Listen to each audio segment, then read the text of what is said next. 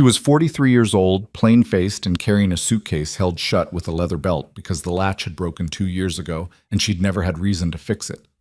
The man at the door looked at her the way people look at something they ordered by mistake. "There's been an error," he said. "There hasn't," she said back. 3 children were starving inside that house. A barn was rotting. A predator had been quietly circling this land for 2 years and nobody had noticed. She noticed.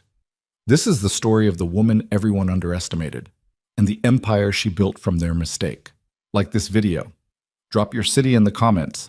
Let's see how far this story travels. The advertisement had been folded and unfolded so many times that the creases had turned soft, like old skin. Eleanor Hart kept it in the left breast pocket of her coat, not because she needed to read it anymore, she had the words memorized, but because it was the only piece of paper in the world that had suggested, even in the most businesslike terms imaginable, that someone somewhere might want her, seeking a capable woman of good character to assist with household management on working cattle ranch. Montana territory. Room, board, and fair arrangement offered. Serious inquiries only. Contact Walker Ranch, Black Ridge, capable, good character.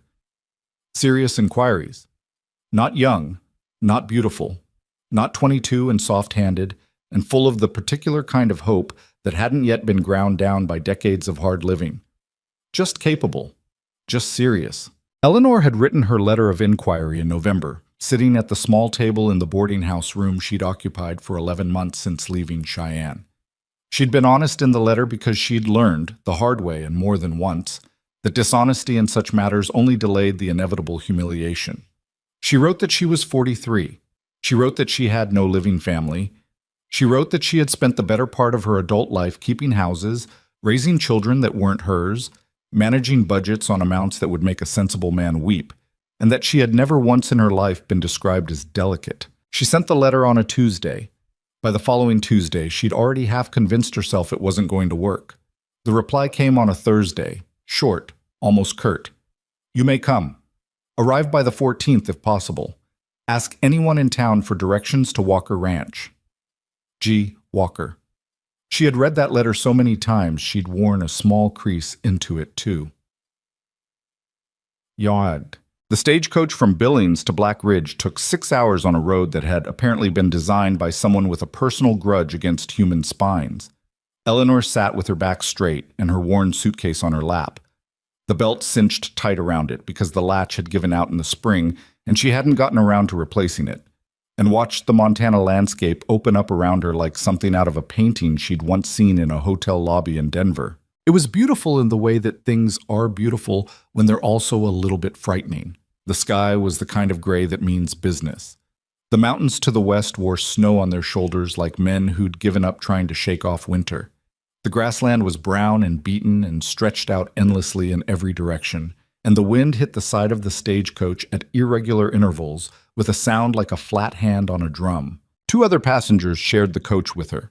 A traveling salesman with a sample case full of patent medicines who'd introduced himself 3 separate times, apparently forgetting he'd already done it, and a young woman, couldn't have been more than 19, with red-rimmed eyes and a hat box on her knee, who hadn't said a single word the entire journey. Eleanor watched the girl for a while. She recognized those eyes. "First time west?" she finally asked. The girl looked up, surprised, like she'd forgotten there were other people in the world. "That obvious?" "A little." The girl looked back out the window. "I'm going to meet someone. Someone I've never met." She paused. "A man." Eleanor nodded slowly. "Marriage." The agency said he was a good man. The girl said it like she was trying to convince herself. "A farmer in Nebraska. He has land." The agency said, "I know what the agency says," Eleanor said gently, not unkindly. The girl looked at her. Are you going the same way? Through the agency?" "Something like it." "Are you scared?" Eleanor considered that honestly, the way she tried to consider most things.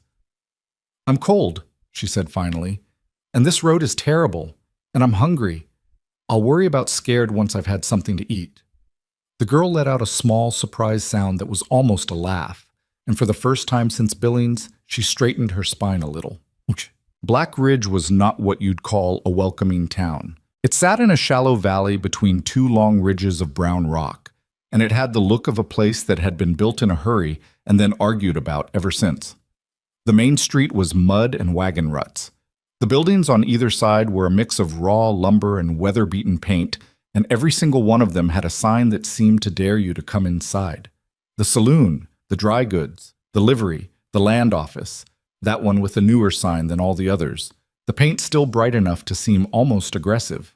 Eleanor climbed down from the stagecoach with her suitcase in hand and stood in the mud for a moment while the driver unloaded the luggage from the boot. The salesman had already disappeared into the saloon before his bag hit the ground. The young girl with the hat box stood a few feet away, looking up and down the street with the expression of someone who has just been told the news is bad. "You'll be all right," Eleanor told her, meaning it, even though she didn't know if it was true. The girl nodded, holding her hat box like a life ring.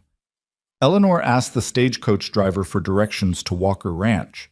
He gave her a look that lasted a beat longer than it needed to, taking in the suitcase with the belt, the plain wool coat, the face that nobody had ever written poetry about, and then pointed east along a rutted track that left town between the livery and the undertaker's office, which she privately noted was either a coincidence or someone's idea of humor. 3 miles out, he said. Can't miss it. Big spread, or used to be. He paused. You going to work out there? Yes? He scratched the back of his neck. Well? Huh. He looked like he wanted to say something else and had decided against it. Watch the ruts past the first creek crossing. That road gets bad in November. She thanked him and started walking. The road to Walker Ranch was, in fact, bad past the first creek crossing.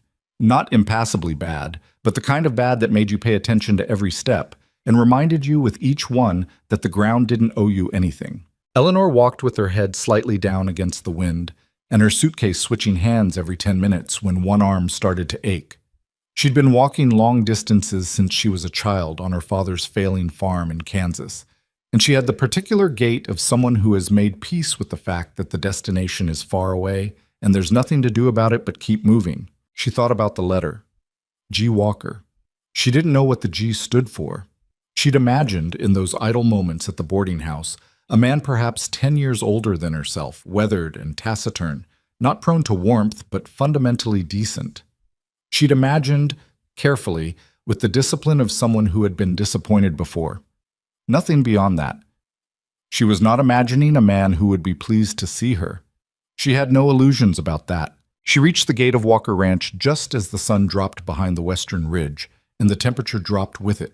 The gate was iron and wood, with the name branded into a crossbeam overhead, and one side of it hung slightly crooked, the bottom hinge gone loose. She noted that automatically, the way she noted all things that needed fixing, not as a judgment, just as information. The house sat back from the gate along a lane lined with fence posts that had been set at slightly irregular intervals, like a row of old men standing at attention after a long afternoon. The house itself was 2 stories, wood-framed and solid in its bones, but the paint was years past needing another coat, and one of the porch steps had been replaced recently with raw lumber that hadn't been painted to match the rest. The barn to the left was the largest structure on the property, and even in the fading light she could see where a section of roofline had been temporarily patched with boards that weren't quite the right width. Everywhere she looked, work to be done. Everywhere she looked, a property that had been kept alive by sheer effort but hadn't gotten ahead of itself in a long time.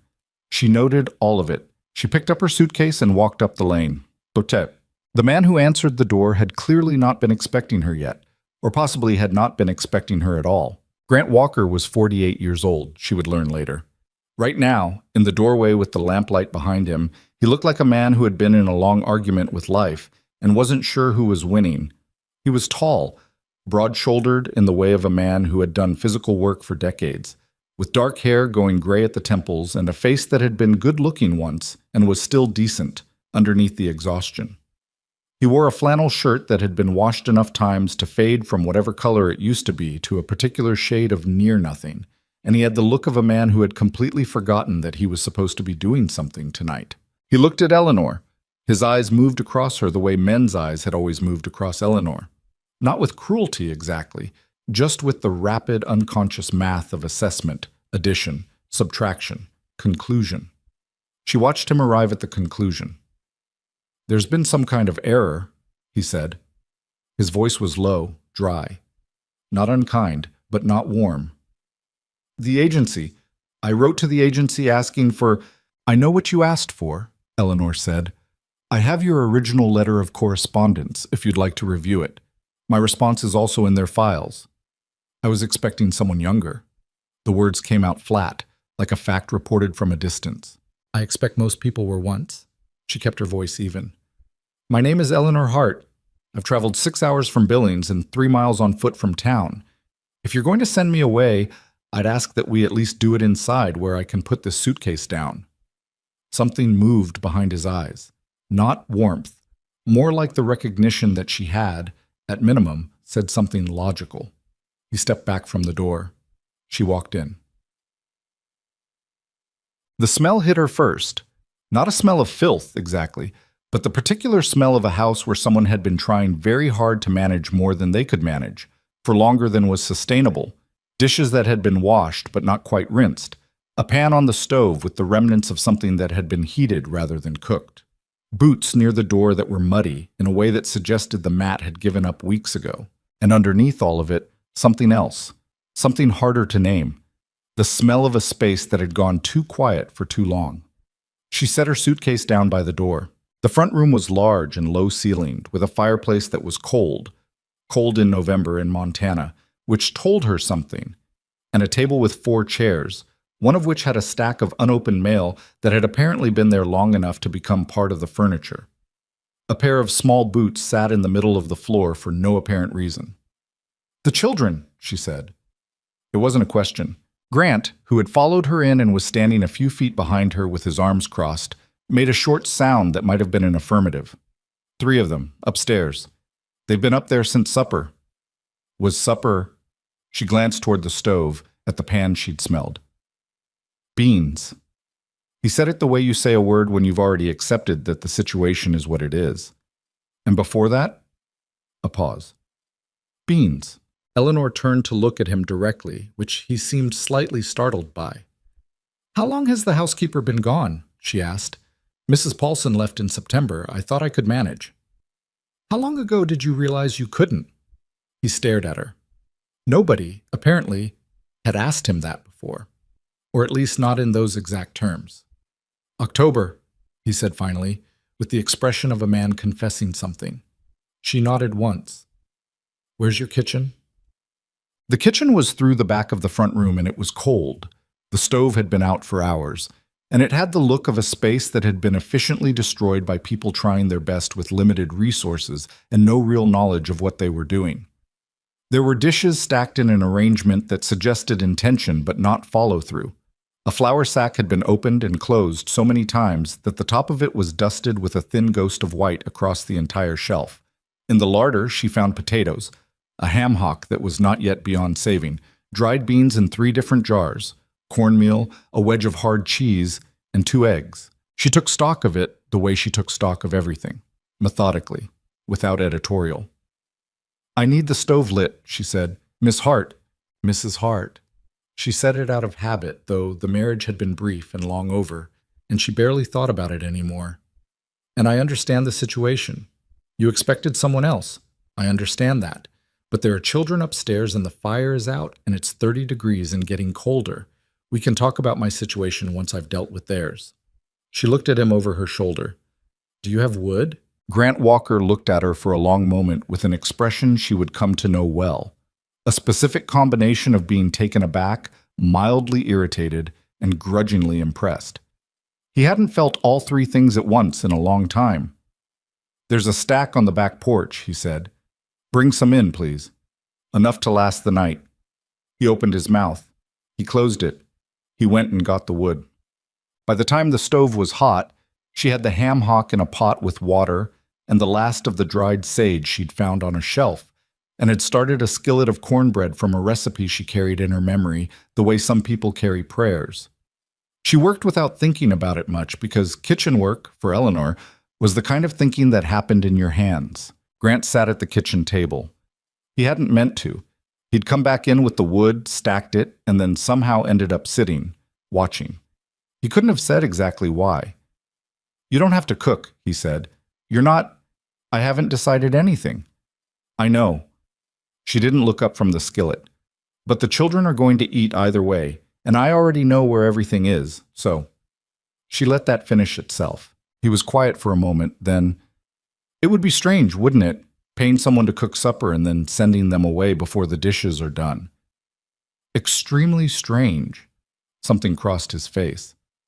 The ghost of an expression that might have been amusement in a different version of his life. It didn't quite form, but it passed through. What does the G stand for? She asked. He blinked. What? Your letter, G. Walker. What's the G stand for?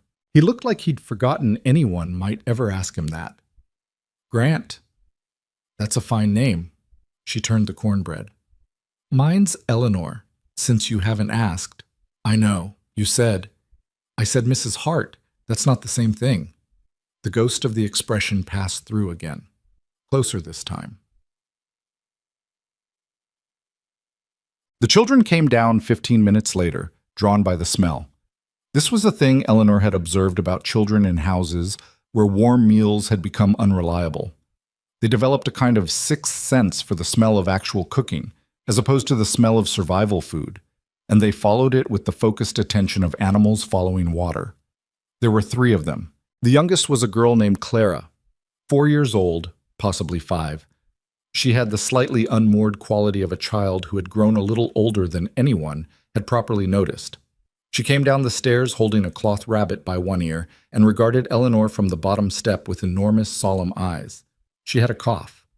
Eleanor heard it before she saw her, the dry, persistent kind that said it had been there for a while. The middle child was a boy, Thomas, 7, who came into the kitchen in his socks and immediately stood on his tiptoes to see what was in the pot. Is that ham? He said. It is, Eleanor said. He looked at her with undisguised evaluation. Who are you? My name is Eleanor. I'm going to be... She glanced briefly at Grant, who was still sitting at the table with his arms crossed and no expression she could read. I'm going to make sure you eat a hot meal tonight. Thomas seemed to decide this was sufficient. He sat down at the table across from his father. The oldest was the one who didn't come down. There's one more, she said quietly to Grant, after she'd gotten Thomas settled and Clara up on a chair with her rabbit. Daniel. Grant's voice shifted slightly. Something complicated moved through it. He's 14. He'll eat when he feels like it. Has he eaten today? The pause was long enough to be an answer. Eleanor put a portion of the soup in a bowl, cut a square of cornbread, set them on a plate, and looked at Grant. Which room? Miss Hart. Mrs. Hart? She picked up the plate. Which room? The room at the end of the upstairs hall had a door that was firmly closed, and underneath it, in the gap between the door and the floor, she could see the amber flicker of a lamp that hadn't been turned off yet. She knocked. Once. Clearly. Silence. She knocked again. I'm not hungry. The voice was 14, all rough edges and a middle register that hadn't fully settled. Angry the way 14-year-olds are angry. Completely and without sufficient explanation. All right, Eleanor said through the door. Then I'll leave this out here for later, in case you change your mind. Silence. She set the plate on the floor outside the door. She straightened up. She stood there for a moment, looking at the closed door. The little one has a cough, she said to the door. Has she had it long? Nothing. Then, since last week? Does she run a fever in the evenings? A pause. Longer than the last one. Sometimes. All right, thank you. She went back downstairs. Behind her, as she reached the bottom step, she heard very faintly the scrape of a chair across wooden floorboards, then quiet footsteps, then the soft sound of a door easing open. After the children had eaten and Clara had been carried back upstairs, she'd fallen asleep at the table with her rabbit still clutched in one hand, which was the most heart-splitting thing Eleanor had seen in some time. Grant Walker stood in the kitchen doorway and watched Eleanor wash the dishes with the expression of a man who had been outmaneuvered so gradually he hadn't noticed until it was done. I want to be clear about something, he said. Go ahead. I'm not in a position, financially, I'm not in a position to pay what I'd need to pay for a full housekeeper and cook and whatever else. He said it like it cost him something, which it did. I put that advertisement in hoping for a partnership arrangement, someone who would have a stake in the ranch's success, not just an employee. Eleanor dried her hands on the kitchen towel. She turned to face him. I understand. And I need you to understand that what I pictured when I wrote that advertisement was someone younger, she said. I know, you said. She set the towel down. Mr. Walker, I'm not asking you to feel something you don't feel. I'm not asking you to pretend you're glad I'm here. I'm asking you to consider one thing. She looked at him steadily. Did your children eat tonight? He said nothing. Did they eat something other than beans? Still nothing. Then whatever I am or am not, I am useful. She picked up her suitcase from beside the door where she'd left it 5 hours ago. Now, if there's a spare room, I'd like to sleep in it. In the morning, I'll look at what needs doing and we can talk about the rest. Grant Walker stood in his own kitchen doorway and couldn't find a single thing to say. The cough, she added as she started toward the stairs. For Clara, do you have mustard in the house? Yes, I think. Good. I'll make a compress in the morning. It'll help. She went up the stairs. He stood where he was for a long time after her footsteps faded. The spare room was small and cold and had a window that rattled when the wind shifted. The bed had a mattress that had been turned recently. She could tell by the faint impressions of previous use being in the wrong orientation. And there were 2 blankets, which was one less than what the temperature required, but one more than nothing. Eleanor set her suitcase on the floor, unbelted it, and sat on the edge of the bed. She allowed herself, in the privacy of that cold room, about 3 minutes of feeling the full weight of the situation. The way the man had looked at her, the way he would probably continue to look at her, the long work ahead, the uncertain outcome, the very real possibility that she was investing herself in something that wouldn't hold. 3 minutes.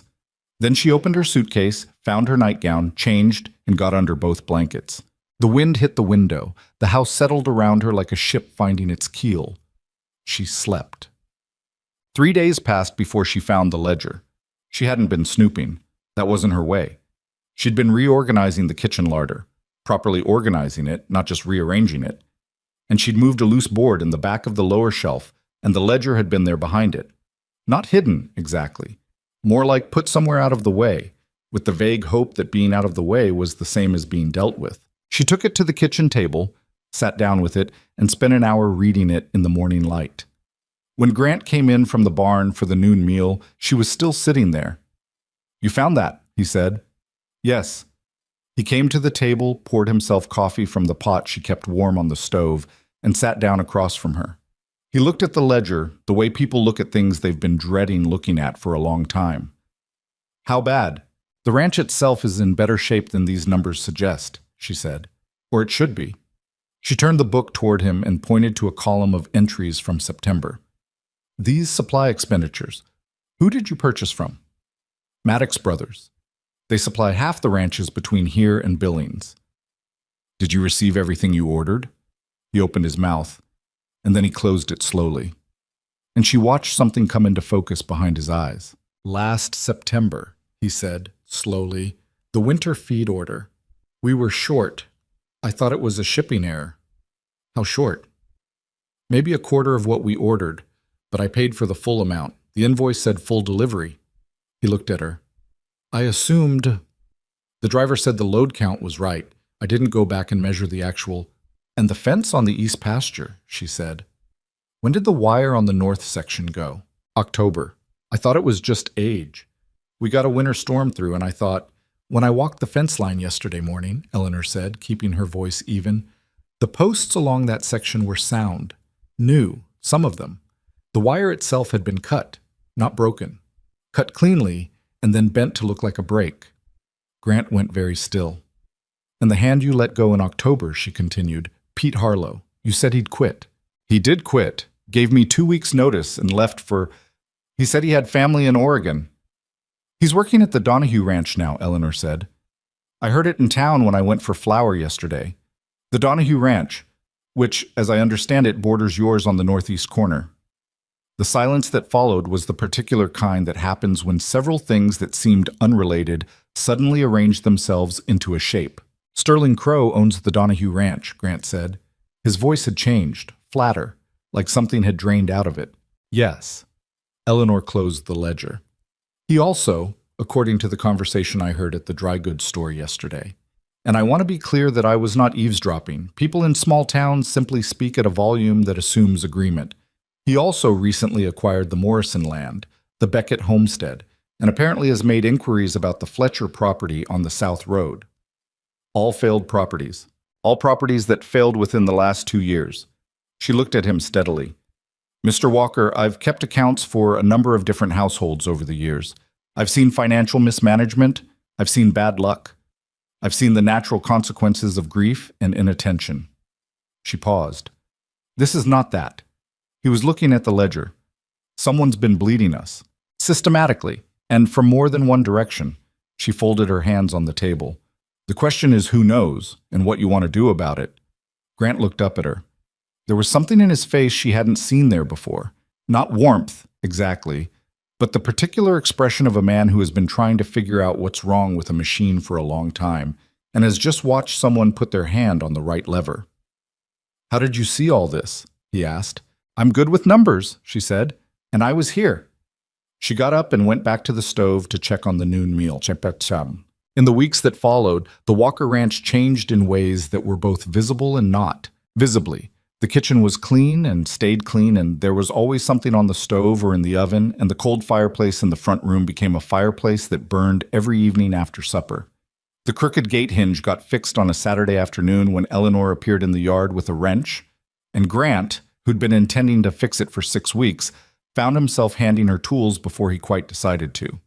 2 of the fence posts on the south pasture were replaced, the broken step on the porch was sanded and painted to match, and the stack of unopened mail on the front room table was sorted, responded to, and filed. The things that changed but couldn't be seen.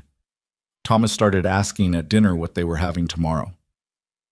Clara's cough cleared up within 10 days of the mustard compresses and the elder tea that Eleanor made from the dried herbs she found in the very back of the larder and identified from long experience. And Daniel, who had been existing mostly as a presence felt through closed doors and footsteps overhead, started appearing at the table for breakfast. He didn't talk much. Eleanor didn't push it.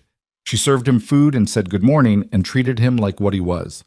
Someone carrying more than a 14-year-old should be carrying and not sure what to do with the weight. She recognized that. She'd been carrying heavy things for a long time herself. She didn't look like you, he said one morning, very suddenly, without preamble. Eleanor had been slicing bread, and she kept slicing it because she'd learned that sometimes the way to keep someone talking is to do nothing remarkable with your hands. Who didn't? My mother. He was looking at the table. People probably told you that you were replacing her or something, the women who came before. There were others. 2. They didn't last 2 weeks. He said it without pleasure. They both cried. One of them said she didn't realize it would be so. She used the word remote, about the land. She'd been from Philadelphia. I'm from Kansas, Eleanor said. Nothing seemed remote to me after Kansas. Something shifted in his face. What did happen in Kansas? A great deal, she said, setting the sliced bread on the board. None of it good enough to talk about before I've had more coffee. She poured him a cup, which he hadn't asked for, and he wrapped both hands around it the way people do when they're cold in ways that have nothing to do with temperature. She was better at this, he said. My mother. She made it look easy. Nothing about this is easy, Eleanor said. Anyone who makes it look easy has just done it long enough to hide the effort. He was quiet for a while. The fence you fixed on the south pasture, he said finally. Pa's been saying he'd get to it for 2 months. I know. She sat down across from him with her own cup. It needed doing. He gets... Daniel stopped. He goes away sometimes. In his head. He's here, but he's not. He said it with the precise, specific grief of a child who loves a parent and has watched that parent become unreachable and has no idea what to do with the love. I've seen it, Eleanor said gently. Does it get better? She considered telling him yes. It always gets better, because it would have been the kind thing to say. She thought about the year after her own marriage ended, The 2 years after that, the decade in between. The way grief moves through a person like weather, unpredictable, with no regard for schedules or convenience. It becomes different, she said. It becomes something you carry differently. Not lighter, necessarily, just differently shaped. Daniel looked at her. That's not the same as better. No, she agreed. It's not. She wrapped her hands around her cup. But different is somewhere to start. December came down hard on Black Ridge that year. 2 weeks before Christmas, they lost 6 head of cattle that had been in the east pasture overnight when a section of fence went down. Not cut this time, or not that she could prove, but the timing of the break, in a section that had been recently checked, and the particular pattern of the cattle's movement when Grant and Daniel found them 2 miles north of the property line, all of it had the feeling of something deliberate about it. Could be coincidence, Grant said that evening. They were sitting at the kitchen table after the children had gone to bed, the remains of supper cleared and the lamp between them. He'd taken to doing this, sitting at the kitchen table in the evenings, talking through the day's problems. Eleanor wasn't sure exactly when it had started. It had happened the way most things happen between people who are in close proximity under difficult circumstances. Gradually, without a formal beginning, and then all at once. It could be, she said, but you don't think so. I think coincidences happen. I also think that when coincidences follow a pattern, they stop being coincidences. She tapped the ledger, which had become a kind of ongoing document between them. 3 incidents in 60 days, always when you're most stretched, always when the damage is maximum. He turned his coffee cup in his hands, a habit of his, turning things. She'd noticed it. Crow wants the land, he said. Crow wants all the land, she said. Yours specifically because it sits between the Morrison property and the Donahue spread. If he owns both of those and yours in between, he controls the water access to the entire northern valley. She had spent 2 evenings studying the county survey maps she'd found in Grant's desk drawer. With that water access, he could effectively price every other rancher in the valley out of viability within 5 years. Grant stared at the table. How do you know that? I grew up watching my father's land get taken, she said. It came out flat, factual. She wasn't looking for sympathy, and she didn't modulate it to invite any. Different man, same method. I was 12. By the time anyone understood what was happening, it was finished. She looked at him. I swore I'd know it if I ever saw it again. The lamp between them flickered as a gust of wind found some gap in the house's defenses. It steadied again. What do you think we should do? Grant asked. She'd been waiting for that question for 3 weeks. Document everything, she said. Every loss, every incident, every piece of evidence of interference. Dates, locations, specifics. We need a record that holds up when a lawyer looks at it. She opened the ledger to a fresh page. We also need to talk to the other ranchers. The ones who lost their land. They may not have understood what happened to them, but they'll remember the incidents. Crow has influence in this town. Half the men on the county board, not all of them, she said. And county boards care about things staying legal. Whatever Crow has done, he's been careful. If he were operating completely openly, he wouldn't need to be subtle about it. She met his eyes. Subtle means he has something to hide. Something to hide means evidence exists. Grant looked at her for a long time. Eleanor, he said. It was the first time he'd used her given name. She noted it. She didn't make anything of it, at least not out loud. Yes? Why are you doing this? The question wasn't accusatory. It was genuine, the kind you ask when you've been trying to figure something out and finally can't figure it out alone. You don't own this land. You have no stake in the outcome. You could leave tomorrow and— The children are here, she said. A pause. And she considered whether to say the rest. She decided she would, because she'd gotten old enough that not saying things seemed less and less worth the effort. And this is happening, she said. I'm here, and I can see it, and I understand it. And walking away from something you can see and understand when there are children and a good man losing everything to a predator. She stopped, looked at the lamp. I've walked away from things I shouldn't have. I don't do it anymore. Grant didn't say anything for a while. The wind found the house again. The lamp held. We'll start the documentation tomorrow, he said. I already started it, she said. 3 weeks ago. He looked at her. She looked back. This time the expression that crossed his face wasn't a ghost of something. It was actual, real and visible and human, the look of a man who has been carrying something alone for so long that the first evidence of another person's strength underneath some of the weight comes as an almost physical sensation. He covered it quickly, but she'd seen it. "Good," he said. "Then we have a place to start." Acha. By the time the new year turned, Eleanor Hart had been at Walker Ranch for 7 weeks. The town of Black Ridge had opinions about this, which was not a surprise. Small towns running on limited entertainment have opinions about everything, and the opinions were various. Most of them boiled down to some version of pity, or judgment, or the particular combination of both that happens when people look at a woman who has done something unconventional and can't quite decide whether to admire her or condemn her, so they do both simultaneously and call it concern. The women at the general store talked about her whenever she came in for supplies. She could tell by the way conversation shifted when she entered, the way a room shifts when a door opens and lets in cold air. Some of the talk was cruel. Most of it was simply the small cruelties that gather around any woman who does not fit the expected shape of her life. She bought her flour, and her salt, and her needles, and she said good morning to everyone who made eye contact and thanked the proprietor by name, and walked back out into the cold and got on with it. There was one afternoon, though, a Tuesday in January, when she was at the counter waiting for her order, and a woman she didn't know, perhaps her own age, perhaps older, the wife of one of the county board members, she thought, stopped beside her and said, in a voice not quite low enough to be private, "It must be difficult, being so determined, when no one's really asked you to be." Eleanor looked at her. She took the full measure of the statement and the woman who'd made it, and she thought about several possible responses, and she chose the simplest one. "Someone has to be," she said. She picked up her order and went out to the wagon. February. The cold so deep and complete that it had stopped feeling like weather and started feeling like the natural state of the world. Ice on the water trough every morning that needed breaking. The cattle burning through feed at a rate the winter stores were barely keeping up with. The kind of cold that tests whether a family has actually become a family, or whether it's just people in proximity who haven't had occasion to fail each other yet. They were a family by then, not by any formal declaration, not even by any single moment.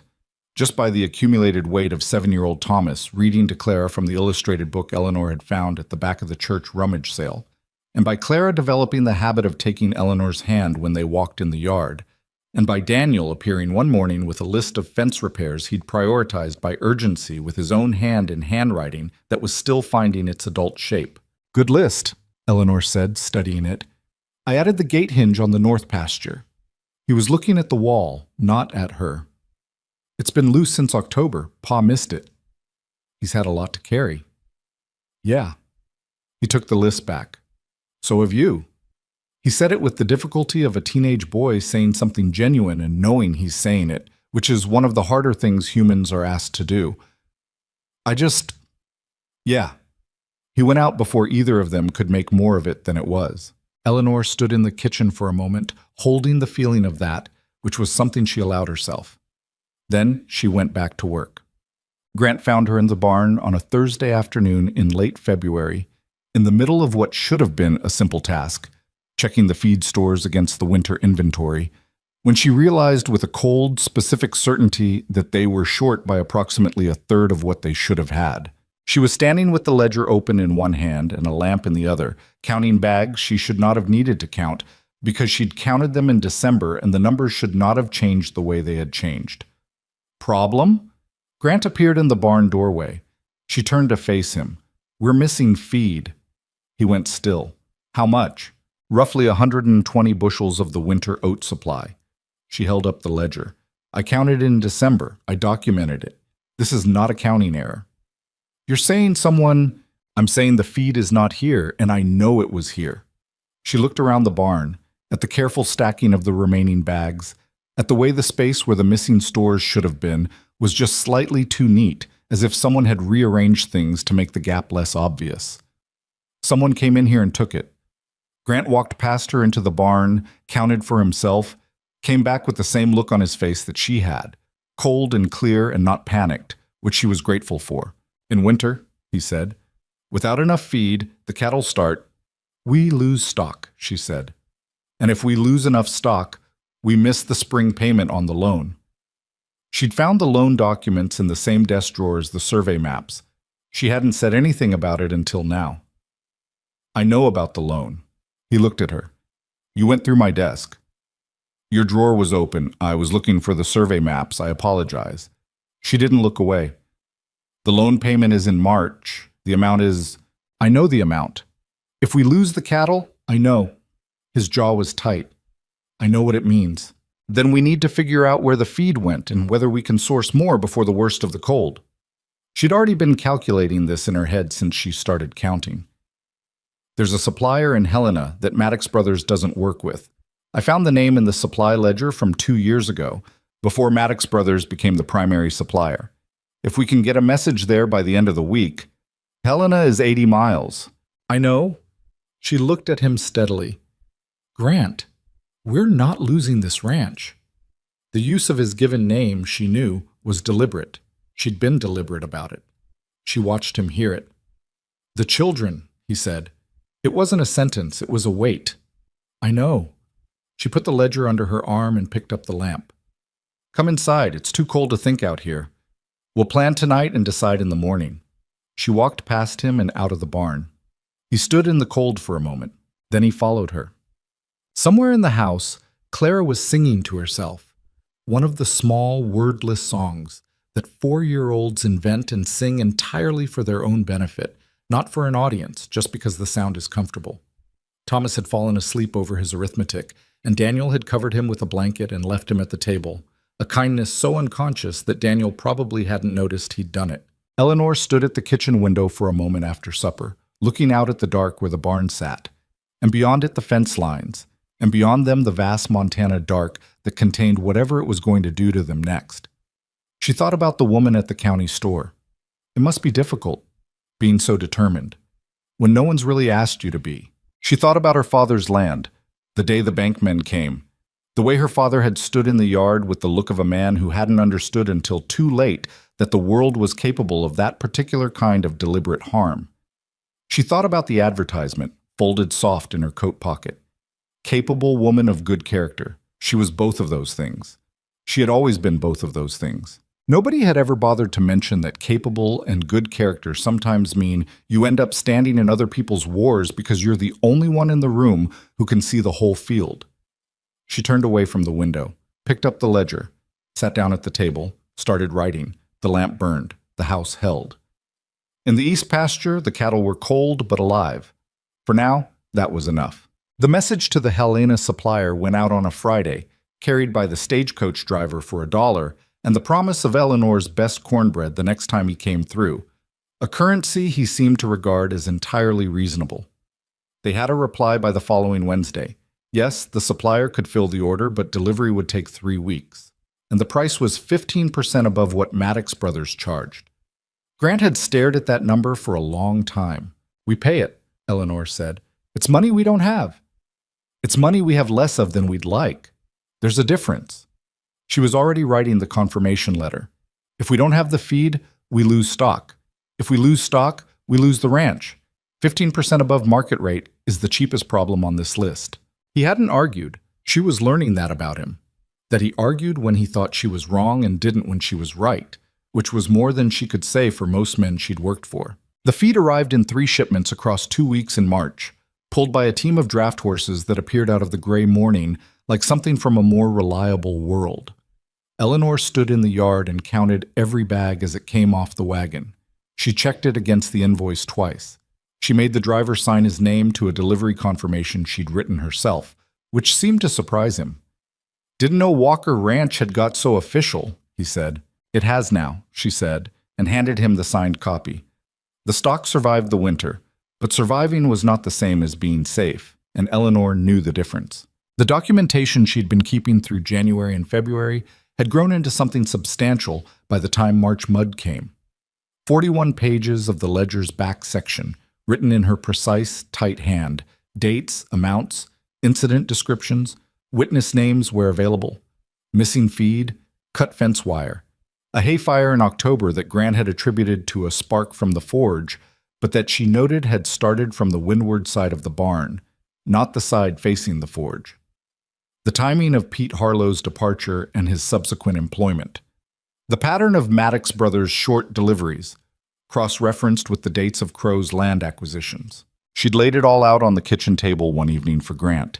He'd read through it without saying anything for 20 minutes, turning pages slowly, and when he finished, he sat back in his chair and looked at her with an expression she'd come to recognize as his version of something moving through him that he didn't entirely know what to do with.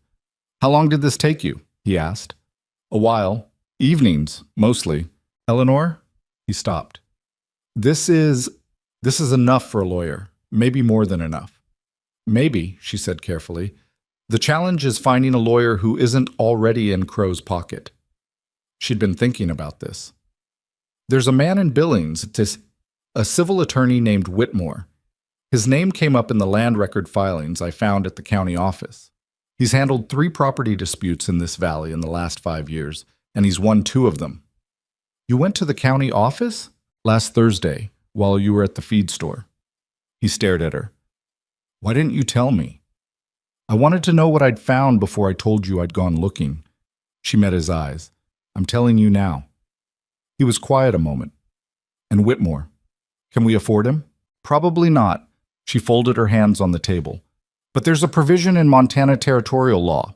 I found the statute in the county clerk's legal reference files. He was very helpful once I explained what I was looking for. A provision that allows for contingency representation in cases of demonstrated property fraud. If Whitmore takes the case on contingency, he collects his fee from any damages awarded." Grant looked at her for a long time. "You're not a lawyer," he said. "No," she agreed. "But you spent a Thursday at the county office reading territorial statutes. The clerk made excellent coffee and I had questions. It seemed efficient." Something crossed Grant's face. The expression that had been becoming more frequent over the past weeks, less guarded than the first version of it she'd seen. Still complicated. Still a man carrying grief like a structural feature of himself. Something load-bearing that he didn't know how to set down without the whole architecture shifting. But underneath that, something else was beginning to surface. Something that had been there a long time and hadn't had occasion to show itself. He didn't name it, neither did she. "We should write to Whitmore," he said.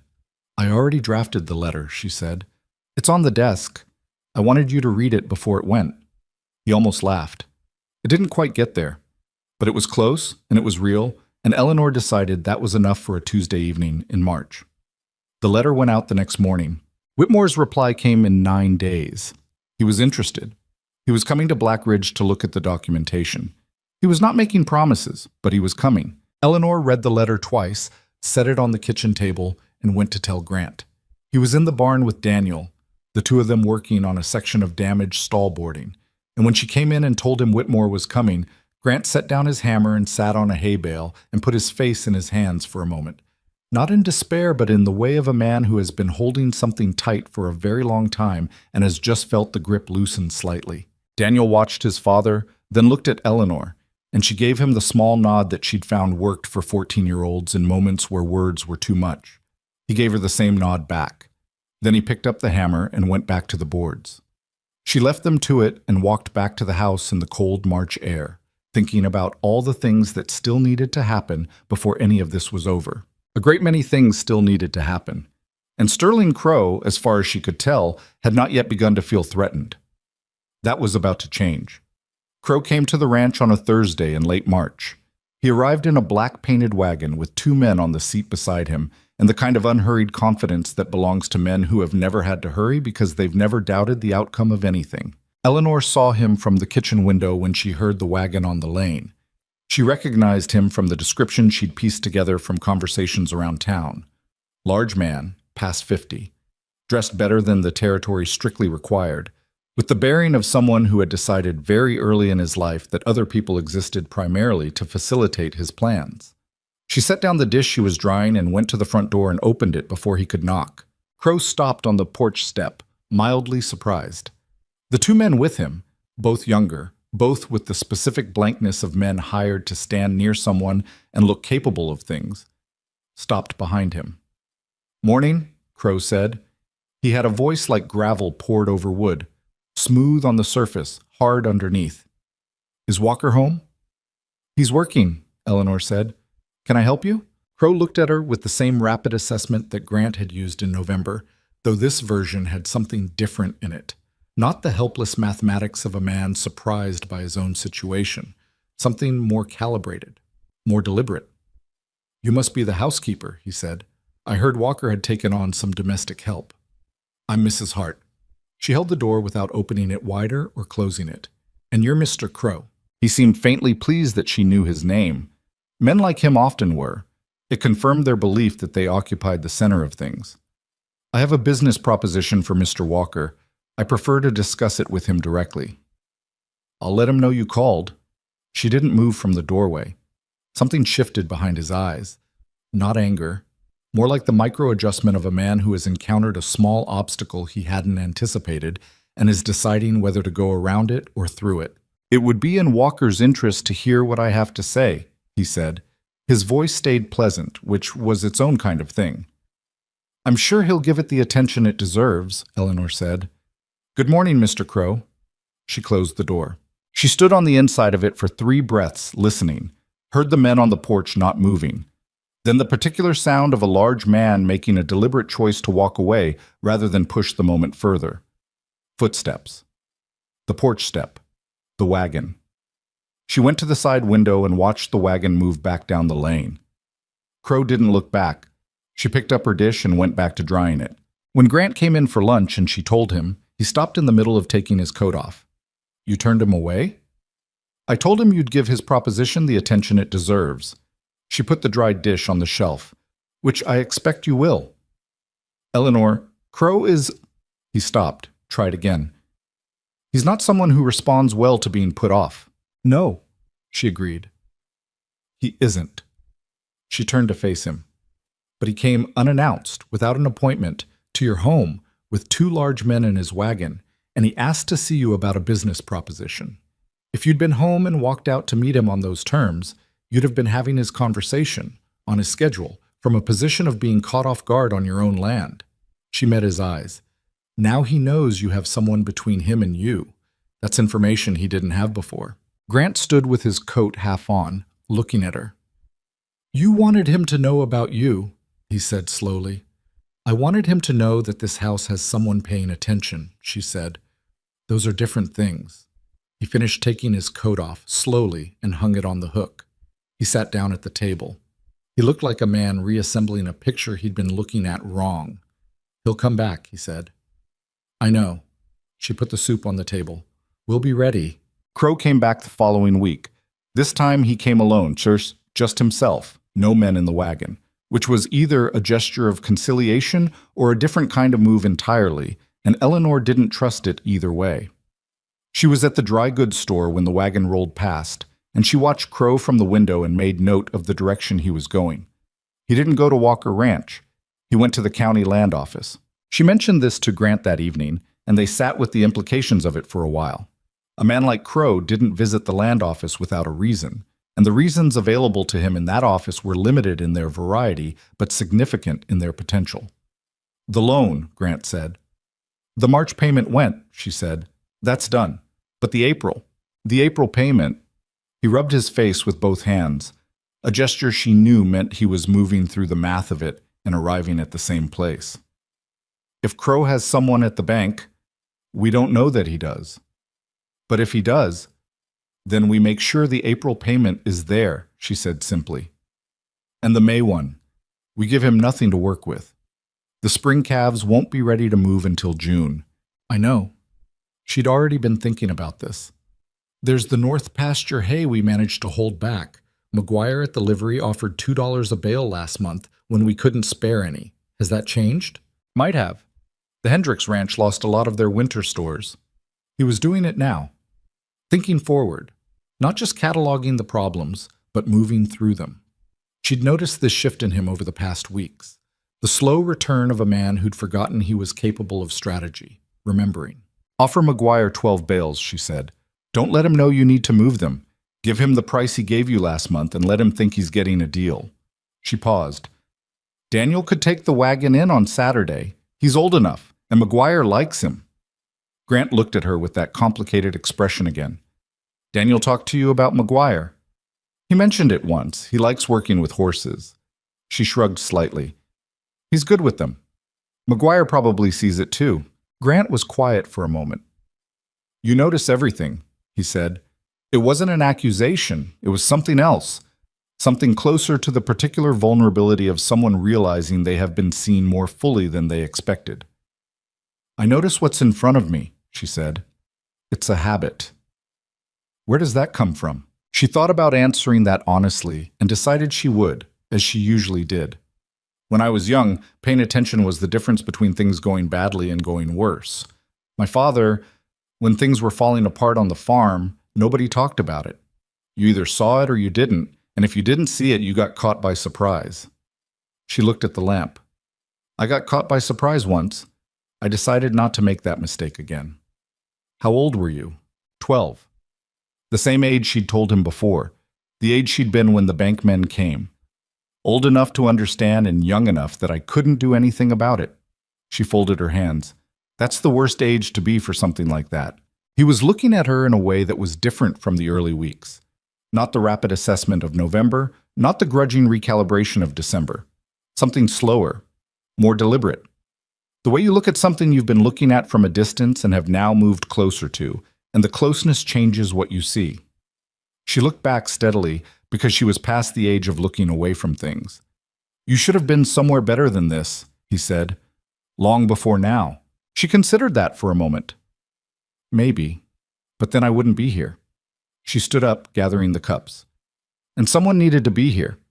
She went to the basin to wash the cups, and he didn't say anything else, and the house held them both in its ordinary nighttime quiet, and Eleanor decided this was one of those moments she'd let herself keep without examining it too closely. It was 2 days later that they found the first of the surveyor stakes. Daniel found them, actually. He'd been checking the eastern fence line on Saturday morning before driving the hay wagon into town, which had become his Saturday routine without anyone formally deciding it would be. He came back to the barn at a run, which was how Eleanor knew it was serious, because Daniel was not the kind of 14-year-old who ran unless he had reason. They're stakes, he said. He was out of breath. Survey stakes, orange paint on them. They go along the eastern property line, but they're on our side, inside our fence, by maybe 12 feet. Grant, who had been in the barn, went very still. How many? Eleanor asked. 8, maybe more. I only went far as the north corner before I came back. Show me, Eleanor said. She followed Daniel at a pace that was close to running herself, with Grant 2 steps behind them. The morning was cold and clear, the frost still on the ground in the shadows, and they crossed the east pasture in silence.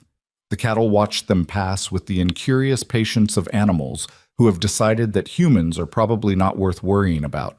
The stakes were exactly as Daniel had described. Wooden pegs with bright orange paint on the top, driven into the ground at regular intervals along a line that was very precisely 12 feet inside Walker Ranch's established fence line. They'd been driven in recently. The ground around them was still slightly disturbed, hadn't had time to settle. Eleanor crouched beside the nearest one and looked at it without touching it. This happened last night, she said.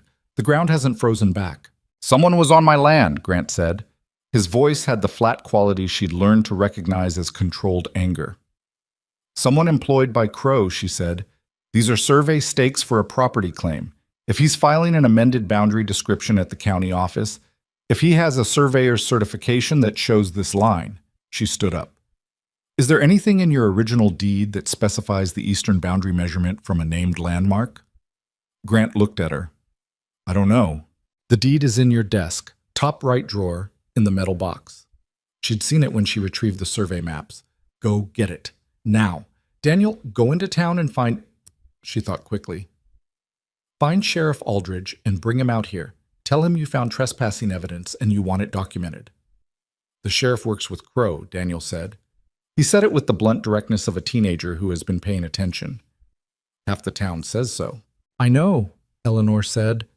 But if we document that we called the sheriff and show that he failed to act appropriately, that becomes part of the evidence record. She looked at Daniel directly. We're not calling him because we trust him.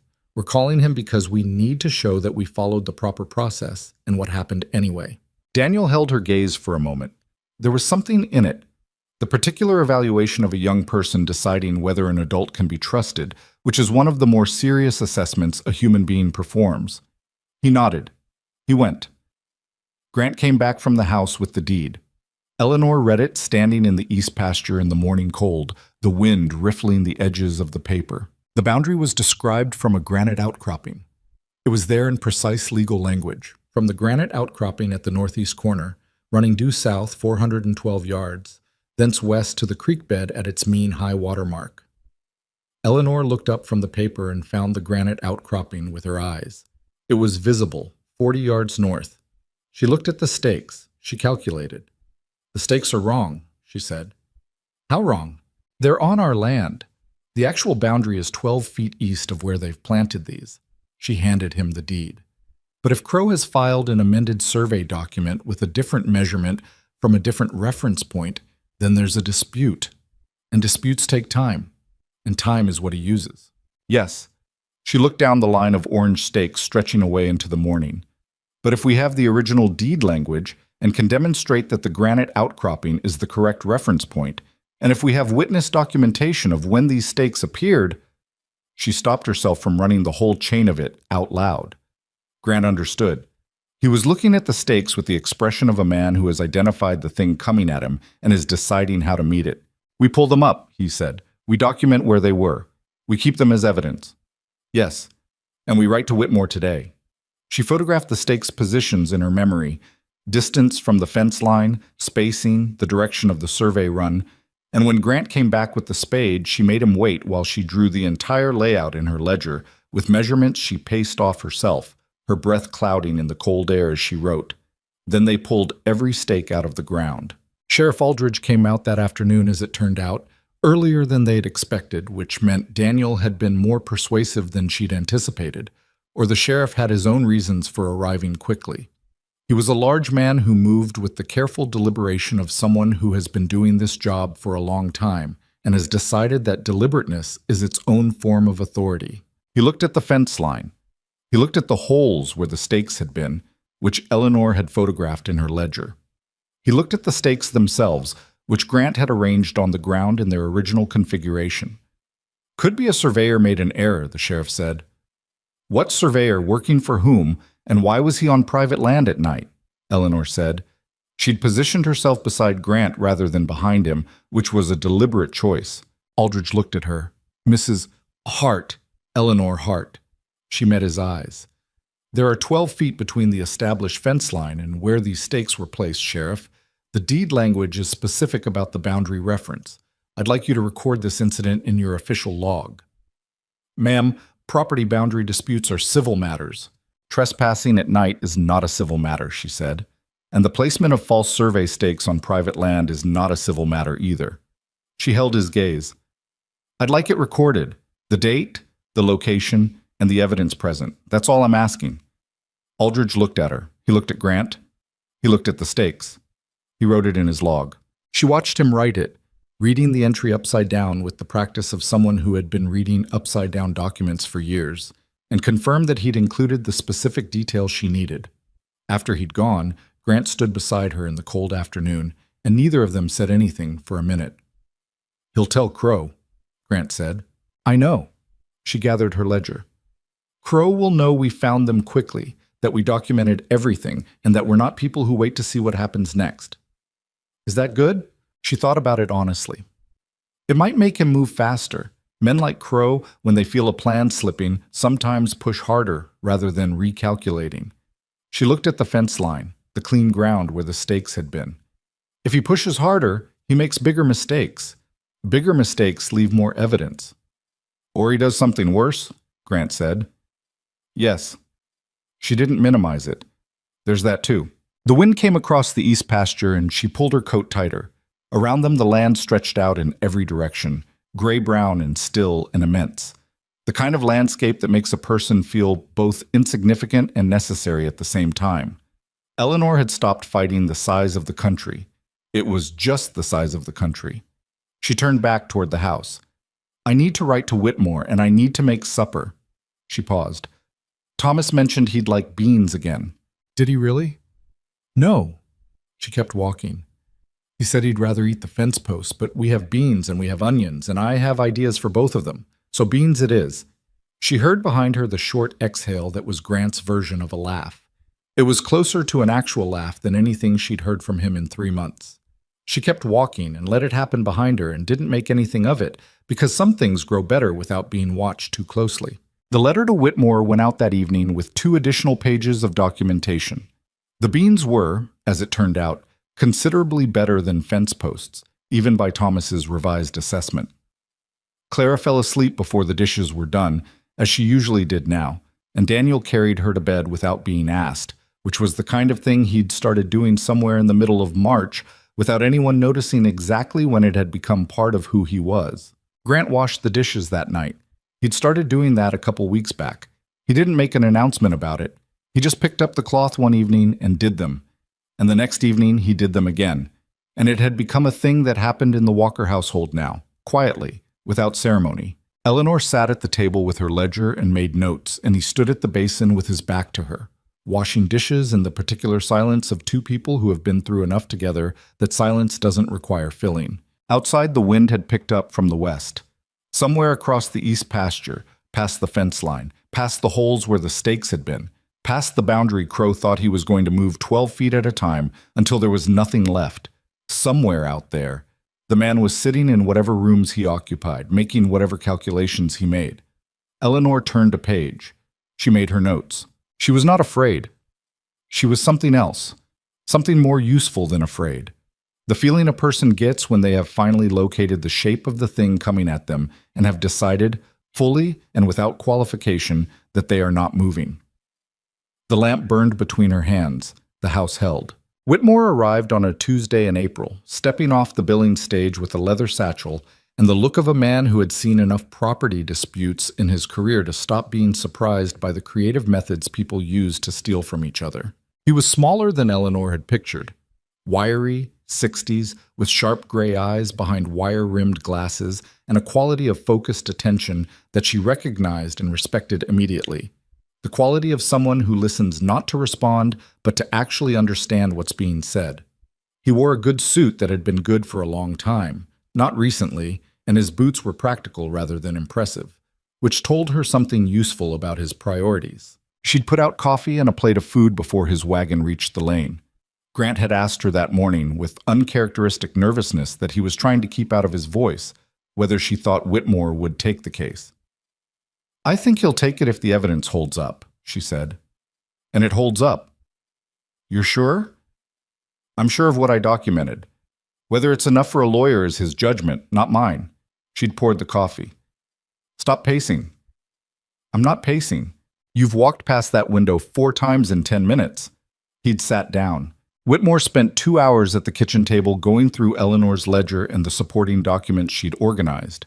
The original deed, the survey maps, the delivery invoices cross-referenced against the actual supply records, the incident log with dates and specifics, the letter confirming the Helena supplier's delivery quantities, the entry from Sheriff Aldridge's official log that she'd obtained a copy of from the county clerk's office 3 days after Aldridge's visit. He read everything twice. He asked questions, good questions, the kind that went sideways at the material rather than straight at it, testing the edges of what she knew and how she knew it. She answered everything directly and said plainly when she didn't know something rather than guessing, which seemed to satisfy him more than the answers themselves. At the end of 2 hours, he closed the ledger and looked at her over his glasses. "You compiled all of this?" he asked. "Yes." "You have a background in law?" "No, accounting, some. Mostly just attention." He looked at Grant. "You're a fortunate man." Grant, who was sitting across the table, said nothing, but something moved through his face that he covered by looking down at his coffee cup. "The Maddox brothers' invoicing is the cleanest piece of it," Whitmore said, opening the ledger again to the relevant pages. "That's potentially criminal fraud, not just civil. The survey stakes incident is strong as a harassment and trespass claim. The fence interference, harder to prove directly, but it establishes a pattern." He tapped the page. "The pattern is what matters here. One incident is misfortune. A pattern is a plan." "Can you take it?" Grant asked. Whitmore picked up his coffee, drank it, set the cup down. "I can take it. Contingency arrangement, as Mrs. Hart described in her letter. I'll need 6 weeks to prepare filings and approach the territorial court in Helena. He looked at Eleanor. In the meantime, you continue documenting everything, every incident, every supply discrepancy, every time someone comes onto this property without invitation. Already doing it, she said. I know. Keep doing it. He stood, gathering the copies she'd made for him. One more thing. Crow will know I've been here before I get back to Billings. This town doesn't have a secret smaller than a house fire. He looked at them both. When he knows, he'll push harder. That's what men like him do. Be ready for it. We've been discussing that, Grant said. Good. Then we have a place to start. He picked up his satchel. I'll be in contact by the end of the month. After Whitmore's wagon left the lane, Eleanor and Grant stood on the porch in the April afternoon. The first real warmth of the year was in the air. Not summer, but the preliminary suggestion of it, the temperature finding its way back up from the floor of winter. 6 weeks, Grant said. 6 weeks, she agreed. A lot can happen in 6 weeks. Yes. She looked out at the ranch, the barn, the pastures, the fence line in the east where the holes had long since settled over and the grass was beginning to green back. But we knew that. She went inside to start dinner, and Grant went to the barn, and the ranch turned with its usual indifference to human plans and human hopes, and the 6 weeks began. They were right that a lot could happen. The first thing that happened was Margaret Doyle. Margaret Doyle had owned a small homestead 6 miles south of Black Ridge until 14 months ago, when she'd lost it to what she'd understood as accumulated debt, 2 bad seasons, and simple bad luck. She was in her 50s, a widow, and she'd been living since then in a single room above the laundry in town, taking in mending work for anyone who'd give it to her.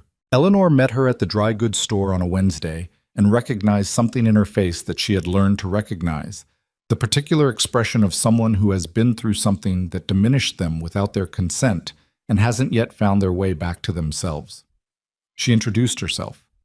Margaret knew who she was. Everyone in Black Ridge knew who Eleanor was by now, in the way small towns know things they've collectively decided to have opinions about. I heard you're fighting Crow, Margaret said. She said it quietly, with the careful deniability of someone who has learned that being associated with the wrong side of a powerful man's plans can cost you things you can't afford to lose.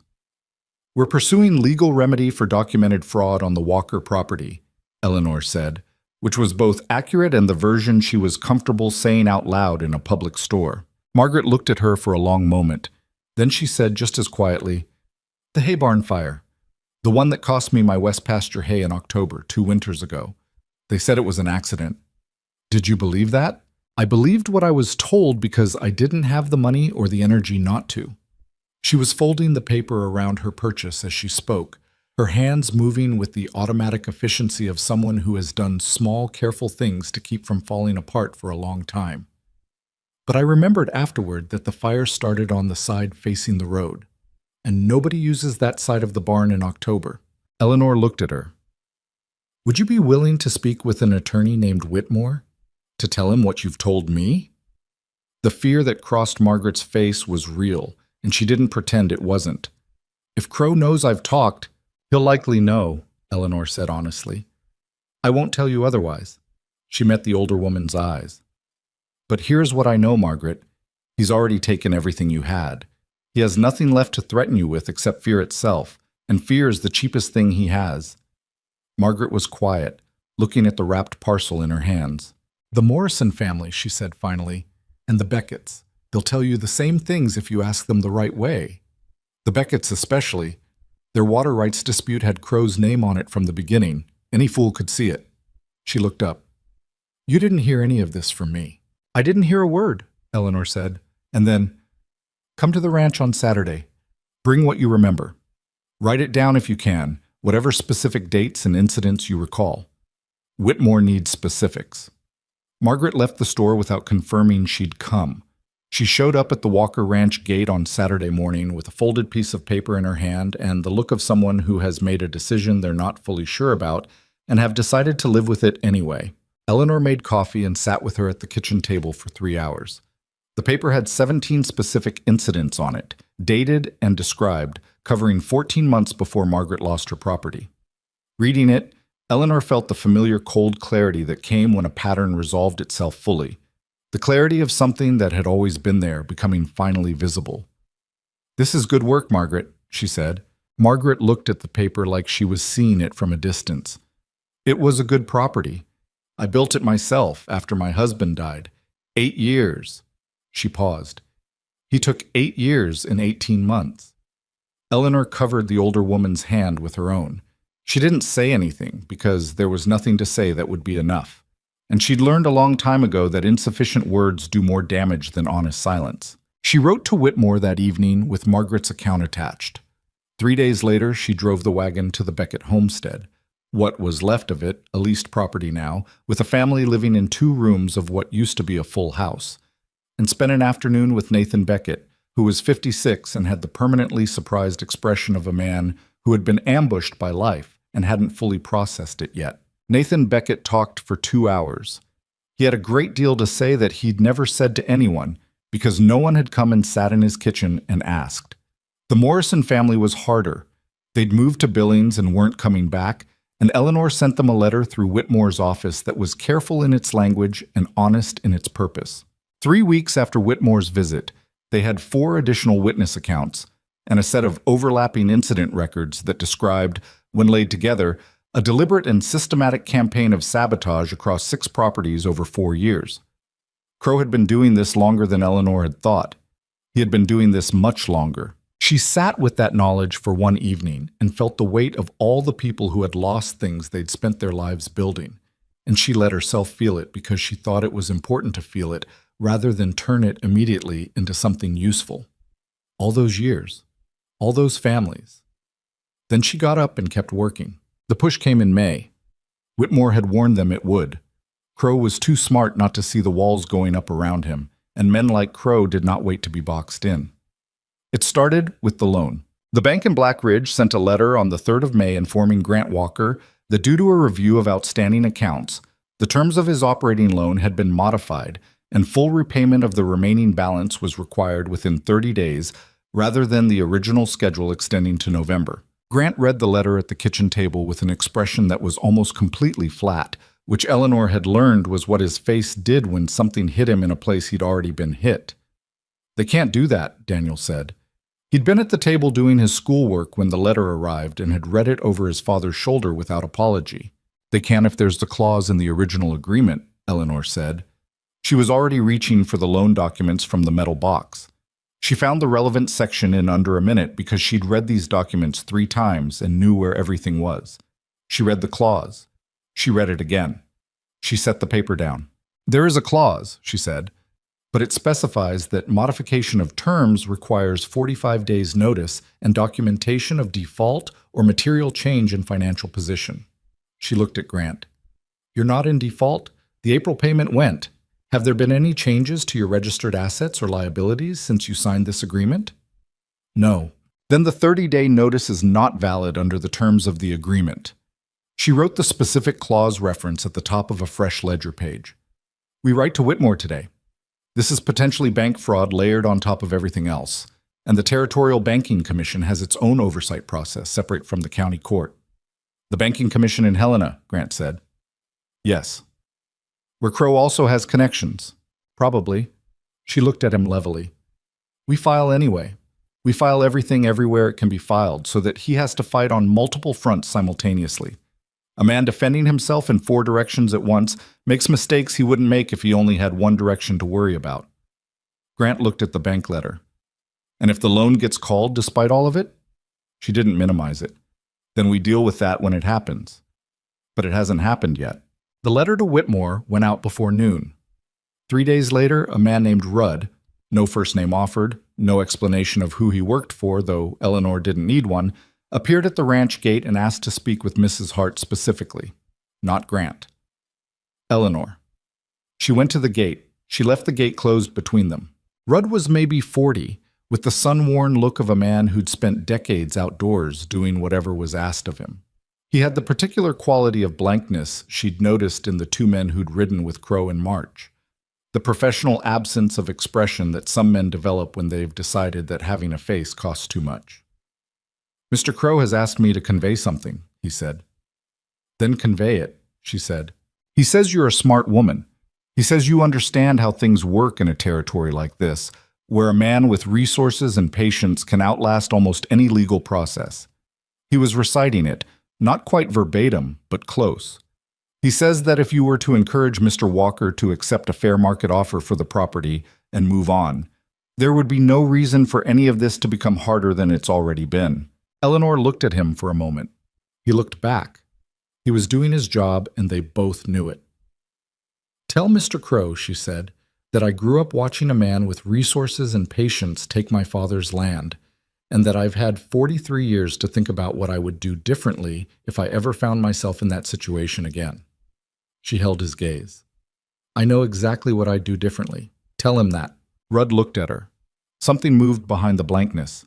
Not sympathy, exactly. Something more like the recognition of one person by another, across a significant difference in the situations they occupied. "Ma'am," he said. He touched the brim of his hat, which was not nothing.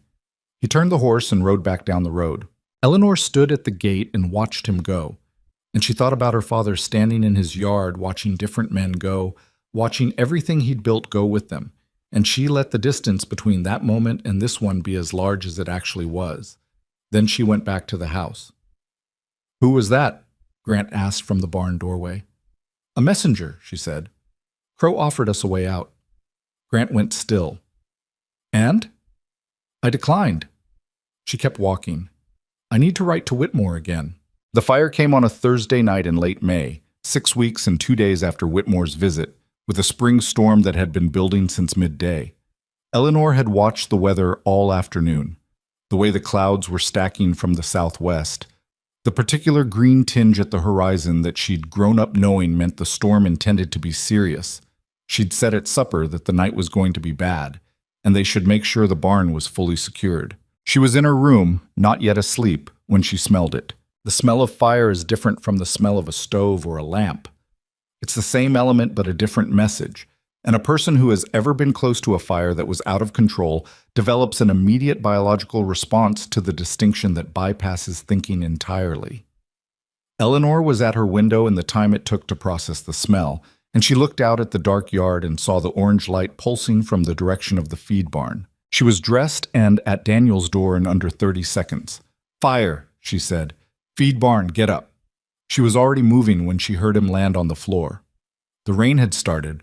Real rain, not the preliminary spitting of the earlier hour, but the heavy, purposeful rain of a storm that had arrived meaning business.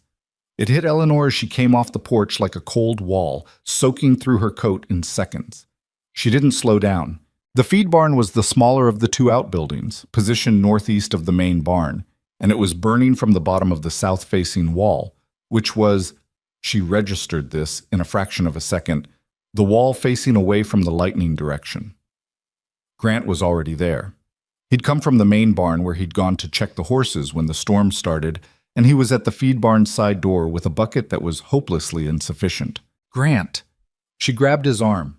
He turned. It started from the south wall. He looked at her. The rain and the fire were competing across his face. "Lightning would come from the other side," she said. It was set. 3 seconds of both of them standing in the rain, in the fire's orange light, processing that. The feed barn had hay inside. The hay would go fast. And the main barn was 30 yards northeast, close enough that if the fire jumped with the wind, and the wind was gusting and unpredictable in the storm, they'd lose the horses and possibly the main structure. And the main barn shared a wall with the equipment shed. And if the equipment shed went, the equipment shed, Grant said. He was seeing it too. If the shed burns, the fire has a clear path to the house.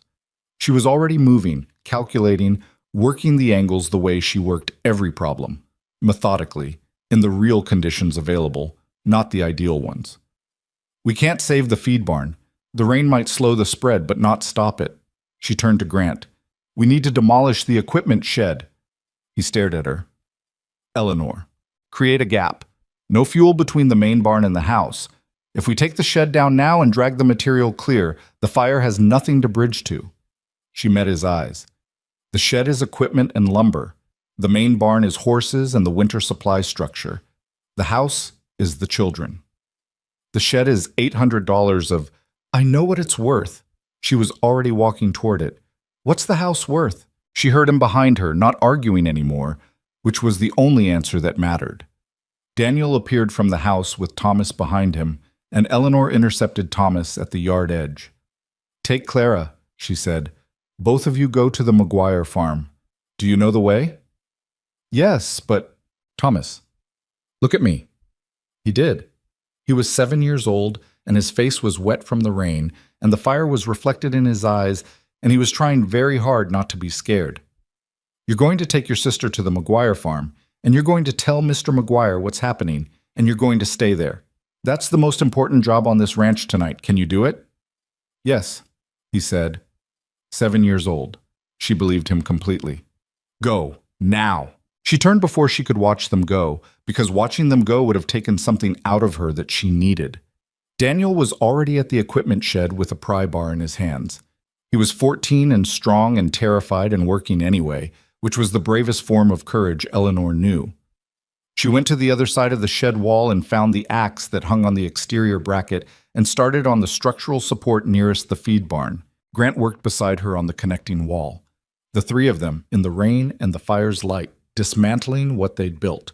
Not elegantly, not cleanly, but fast, because fast was what the situation required. The rain intensified. A gust hit from the northwest and the feed barn's roof took it and shed a cascade of burning material into the yard between the buildings. And Eleanor felt the heat on the left side of her face like a hand pressed flat against her skin. Back corner post, Daniel shouted over the rain.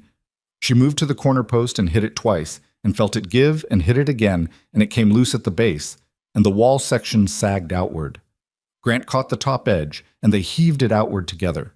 She felt her shoulder scream in objection and ignored it. And the wall section went down into the mud, and the rain started on it immediately. The gap was maybe 15 feet. 15 feet of cleared, wet ground between the feed barn's reach and the main barn's wall. Grant was breathing hard. Eleanor was breathing harder. Daniel was standing with the pry bar in both hands, looking at the gap, looking at the fire, looking at them. Is it enough? He asked. I think so, Eleanor said. She wasn't certain. Certainty wasn't available. We need to keep water on the main barn's south wall. Wet wood doesn't catch. They ran water from the well pump for the next hour and a half. It was Eleanor and Grant and Daniel taking turns at the pump and at the wall with the buckets, in the rain that was both helping and not helping, in the wind that kept shifting and had to be watched constantly. The feed barn burned. It burned completely. There was nothing left to save, and they didn't try. But the fire didn't jump the gap. The rain and the wet wall and the 15 feet of cleared ground between held the line. At some point past midnight, the fire ran out of fuel and the rain finished what was left, and the feed barn was gone, and the main barn stood, and the house behind it stood, and the three of them stood in the mud of the yard and looked at what had happened. Eleanor had burn marks on her left coat sleeve and a cut on her right hand that she hadn't felt during the work and was noticing now. Her boots were saturated through. She was cold in the specific way of someone who has been soaked to the bone in cold rain for 2 hours. Grant's face, when she looked at him, had the stripped-down quality of a man who has had everything reduced to the essential by a long, frightening night and is standing in what's left. The children, he said. Safe at McGuire's. Thomas got them there. She was certain of this, or as certain as she could be. Thomas had looked at her with the eyes of someone who understood the assignment. Daniel sat down in the mud. Just sat down, because his legs decided it was time. He had the pry bar across his knees, and he was looking at the ruin of the feed barn with the exhausted, wrung-out look of someone who has just found out what they're made of and is still processing the information. Grant looked at his son. Something crossed his face that Eleanor looked away from because it was private. The look of a father seeing his child on the other side of something difficult and feeling the full measure of all of it at once. The fear and the pride and the grief underneath everything, and the love holding it all in one place. She walked to the pump and ran water over her right hand and looked at the cut, which was longer than ideal, but not deep enough to be serious. She wrapped it in the cloth she kept in her coat pocket. She'd kept a cloth there since January, because January had taught her that this was useful, and stood for a moment with her back to the yard. She was thinking about the south wall, the side facing away from the lightning, the fire that had started from a wall that made no natural sense to start from. They'd document it in the morning. She'd bring Grant and Daniel back to look at the base of that wall in daylight, and she'd write down everything she saw, and it would go to Whitmore with everything else. And it would become one more piece of the record that was slowly, carefully, building into something that a territorial court would have to look at seriously. She turned back around. Grant was standing in the middle of the yard, in the rain that was finally lightening toward drizzle, and he was looking at her with an expression that she didn't have a name for. Not the rapid assessment of November, not the complicated grief and gratitude of December, something older and more specific than either of those things. The look of a man who has been standing next to someone through something genuinely terrible and has noticed, in the middle of all of it, who that person is. "Eleanor," he said. Her name in his voice had a different weight than it used to. She'd been noticing this for a while. "We should get inside," she said. "The temperature's dropping." "I know." He didn't move. He stopped. He tried again. "I don't know how to say the thing I'm trying to say." "You don't have to say it tonight," she said. He looked at her for a moment longer. "No," he said, "but I'm going to." The rain had thinned to almost nothing. Somewhere in the dark, past the ruined feed barn, the Montana night was enormous and cold and indifferent to everything that had just happened, the way it always was. Eleanor looked back at Grant Walker, standing in the mud of his own yard in the diminishing rain, and she thought about all the ways the night could have gone differently and didn't. "Come inside," she said. "I'll make coffee. Daniel needs to get warm." She walked to the porch. She heard Grant say something to Daniel, brief and low. She heard Daniel get up from the mud. She went inside and built up the stove and put the water on and stood in the kitchen in her wet clothes and let herself feel, for exactly the time it took the water to boil, how close all of it had come.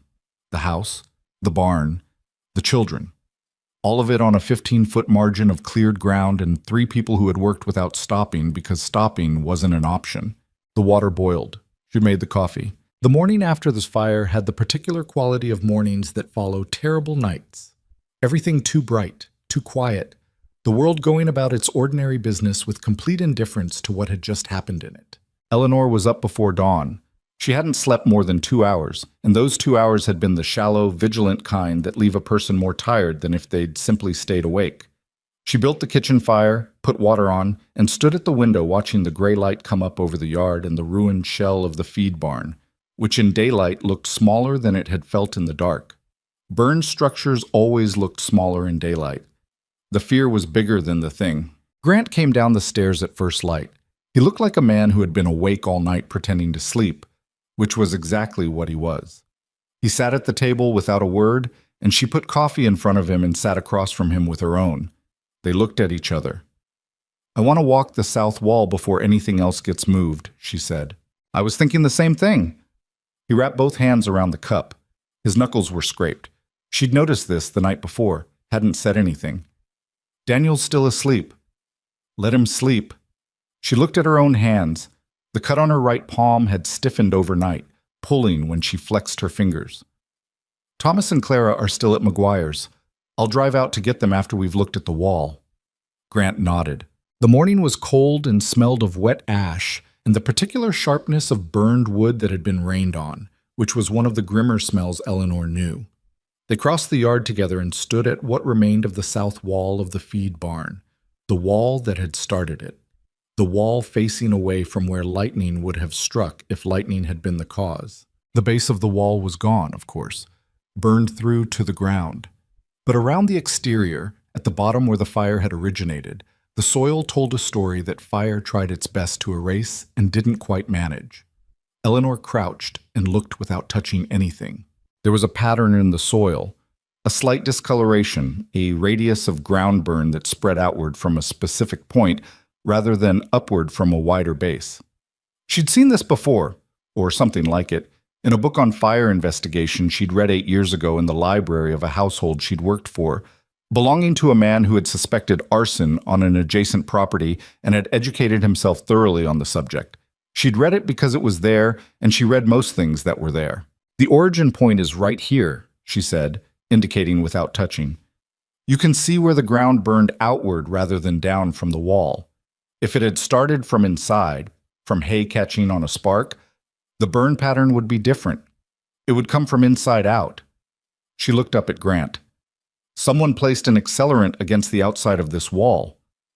Grant crouched beside her. He looked at what she was looking at. She watched him see it. "We need Whitmore here," he said. "I wrote him last night, before I slept." She'd done it by lamplight at 2 a.m, her burned sleeve still damp, her right hand wrapped. "I described the wall, the origin point, the storm conditions, the directional logic of lightning versus a set fire. He'll know what to do with it." Grant was quiet, looking at the ground. "They could have killed us," he said. Not with anger. He'd moved past anger into something colder. "The children were in that house." "I know. If the gap hadn't held, I know, Grant." He stood up. He stood very still for a moment, the way he did when he was containing something large and deciding what shape to let it out in. "This ends," he said. "Yes," Eleanor said. "It does." She stood up beside him, and they both looked at the burned wall, and the decision between them was as solid as the granite outcropping on the northeast corner, as fixed as the deed language that described it. Some decisions don't need to be spoken at length. They just need to be reached. They walked back to the house together. Whitmore arrived from Billings 4 days later, and he brought with him something Eleanor hadn't anticipated, a man named Cord, who turned out to be a fire investigator the territorial court in Helena used on arson cases. Cord was 50s, quiet, methodical in the way of someone who has spent decades making evidence visible that people have tried hard to make invisible. He spent 3 hours at the south wall of the ruined feed barn, made his own diagrams, collected soil samples in glass jars, and at the end of it gave Whitmore a look that was its own form of professional confirmation. "Intentional," Cord said, when Eleanor asked him directly. "The pattern is consistent with an accelerant applied to the exterior wall base. Given the storm conditions, whoever said it was counting on the weather to complicate the investigation." "Would a territorial court accept that assessment?" she asked. "With my documentation and the soil samples, yes." He looked at the ruin. "I've seen this 4 times in 15 years. Different properties, different circumstances. It's a method people use when they think weather gives them cover." He closed his case. "It doesn't." Whitmore sat with Eleanor and Grant for 2 hours after Cord left. The case file that had started as 41 pages in Eleanor's ledger had grown, with the Margaret Doyle account, the Beckett testimony, the Morrison family's written statement, the bank loan modification attempt, the arson investigation, into something that Whitmore described with the measured language of a man who doesn't make promises but is very close to making one. "The territorial court in Helena has agreed to an expedited hearing," he said, 6 weeks out. "The arson finding changes the classification of everything else. It moves this from civil property fraud into criminal conspiracy territory, which means the territorial prosecutor's office becomes involved. They have resources I don't." "Will they use them?" Grant asked. He'd learned, Eleanor noticed, to ask the practical questions directly rather than hoping for the best. "The prosecutor assigned to this district is a man named Albright. He's been looking for a case that could stick to Crow for 2 years. Whitmore sorted his papers. "He's been watching, but he didn't have enough. Now he might." He looked at Eleanor specifically. "The documentation you've compiled, the pattern evidence, is what makes this viable. Without that, each incident is isolated and explicable. With it, the jury sees a design." "How long until Crow knows about the prosecutor's involvement?" Eleanor asked. "He probably already suspects. He has people at the county level." Whitmore's expression was flat and factual. "Which means the next few weeks are the most dangerous period. Men in his position, when they see the legal structure going up around them, make decisions they wouldn't make if they were calm." "He'll come for the ranch again," Daniel said. Everyone looked at him. He was sitting at the kitchen table's end, which he'd taken to doing during these conversations, not asking to be included, just positioning himself as included, which Eleanor had decided some time ago was his right. He was 15 in June. He'd pulled walls down in a fire and kept his head clear doing it. "Yes," Eleanor said. "Probably." "Then we should be ready for him." "That's exactly what we're going to be," she said. What being ready looked like, in practical terms, was this. Eleanor wrote letters to the neighboring ranchers who remained, the Hendricks family, the Pattersons, old Abe Fowler, whose property abutted theirs on the west, explaining in plain language without legal embellishment what had been documented and what was coming, not asking for anything specific, just sharing the information and letting people make their own decisions about what it meant for them. She did not know if anyone would respond. All three of them did, within a week. Ub Fowler came himself, rode over on a Tuesday morning on a horse that was nearly as old as he was, and sat in the kitchen and drank coffee and listened to everything Eleanor laid out, and at the end said, "I told Martha 10 years ago there was something wrong about how Crow got the Kimball place. She said I was being difficult." He set his cup down. "I'm going to write Martha a letter from my grave someday and just put 'I told you so' in it and nothing else." Eleanor almost laughed. She managed not to. "Would you testify to what you know about the Kimball acquisition?" "Hell yes, I would." He picked his hat up off the table. "What do you need me to do?" She told him. The Hendricks sent their eldest son, a young man of 22 named Cal, who had his mother's directness and a memory for specific dates and incidents that proved genuinely useful. He'd been present for conversations between his father and Crow's men that he'd never thought much of at the time, and now laid against the pattern Eleanor spread on the table for him, took on a different and specific significance. "Crow's man offered my father 20 cents on the dollar for the East Quarter," Cal said. "Said the land was marginal. My father knew the land wasn't marginal. 2 weeks later, the East Quarter fencing went down in a storm, and we lost 40 head. He made the quotation marks with his voice rather than his hands, the way people do when the falseness of an explanation has finally resolved itself into certainty. My father took the offer after the second incident. We've been trying to buy that land back ever since. By the end of June, Whitmore had 7 witness accounts. The territorial prosecutor had 5.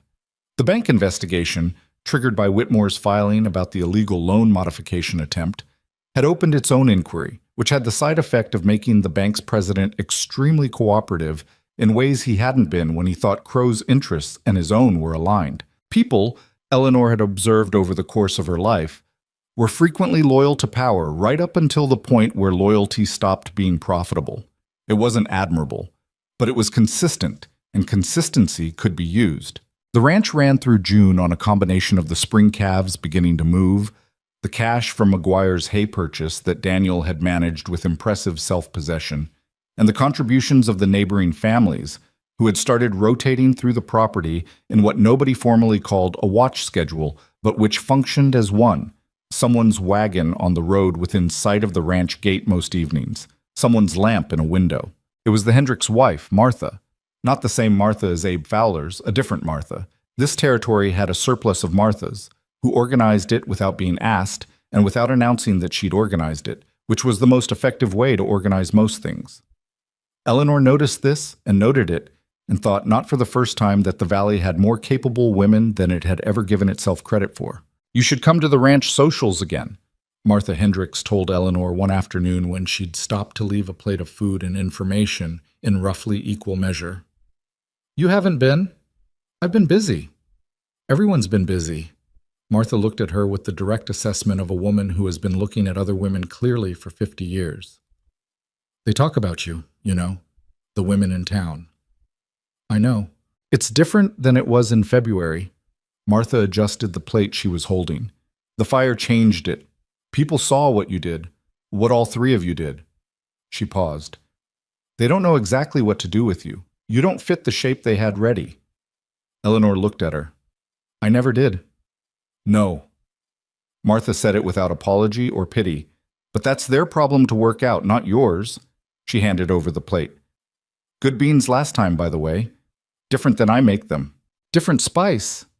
Better. Don't tell my husband." She left, and Eleanor stood on the porch with the plate and felt something settle. Not triumph, not vindication, just the quiet shift of something that had been at an angle for a long time coming a few degrees closer to level. The men came on a Sunday night in early July, 3 of them. Eleanor heard them before she saw them. The sound of horses approaching the gate at a pace that was too slow to be purposeful travel and too deliberate to be accident. She'd been sitting up late, as she often did, and she'd developed over the months at Walker Ranch the same kind of alertness to the sounds of the property that she suspected Grant had always had and had lost somewhere in the worst of his grief. She heard the horses. She went to the window. She saw the shapes of 3 riders at the gate in the thin light of a quarter moon. She woke Grant first, quietly, in the way they'd agreed she would if anything happened at night. Then she went to Daniel's room and knocked once and said, "Riders at the gate," and heard him land on the floor before the words finished. Then she went to the kitchen and took the rifle from the cabinet above the door, a Winchester repeater that she'd asked Grant to show her in April and had practiced with on a Saturday afternoon in the far pasture until she was comfortable with it. Not expert, comfortable. Grant came into the kitchen dressed and carrying his own rifle. 3, she said. I counted. He looked at her rifle. He didn't say anything about it.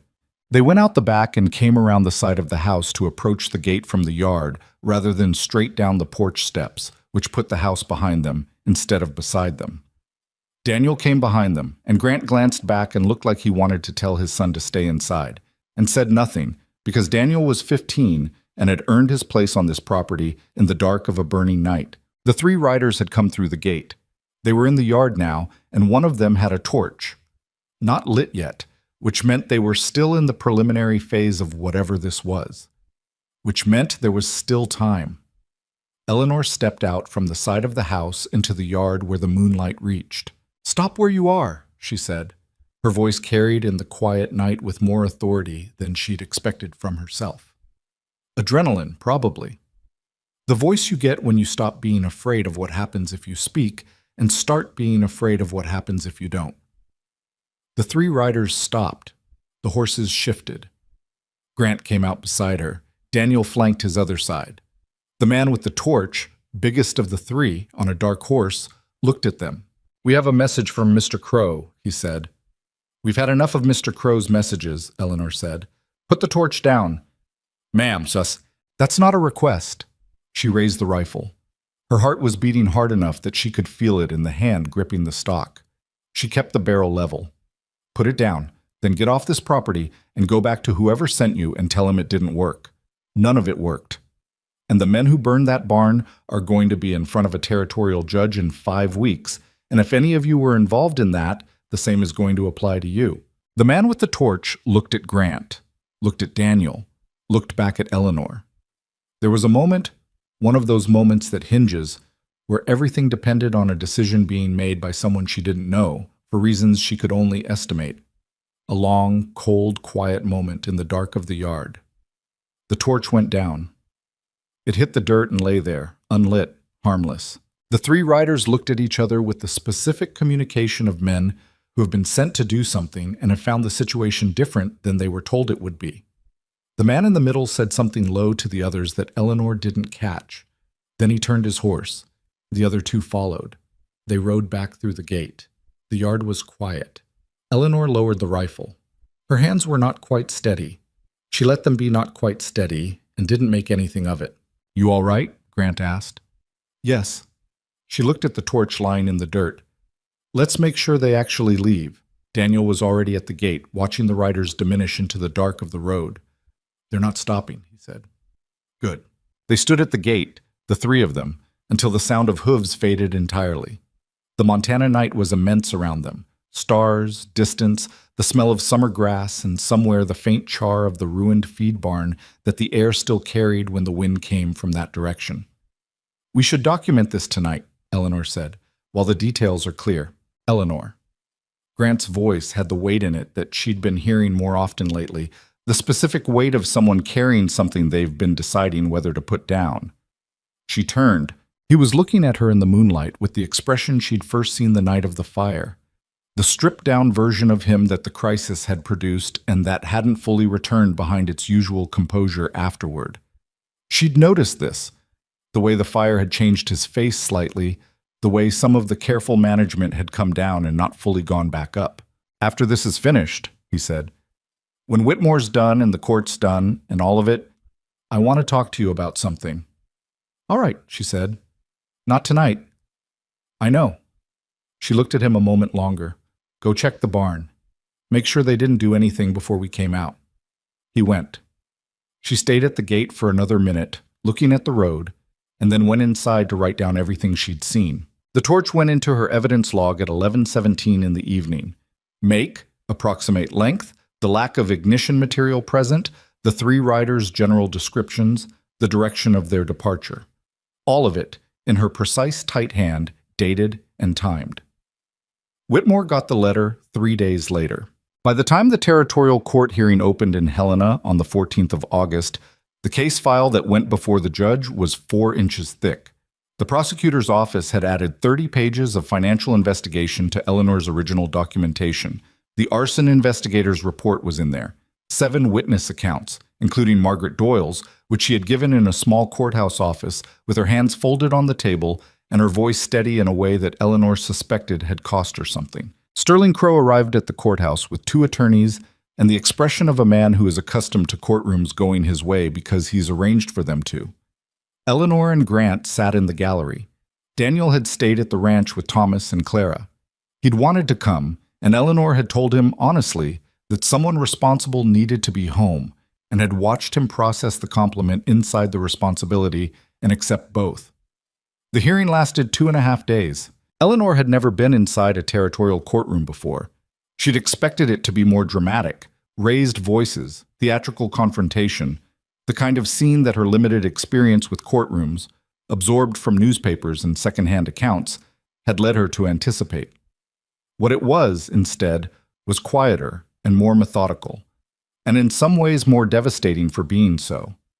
Evidence presented in sequence, witness accounts read into the record, numbers cross-referenced against records that Crow's own attorney had tried to exclude and failed, because Whitmore had built the foundation of each document's admissibility before anyone tried to pull them. The pattern, laid out in sequence by a prosecutor who had clearly been waiting for this opportunity, was plainly visible. There was no version of it that looked like coincidence.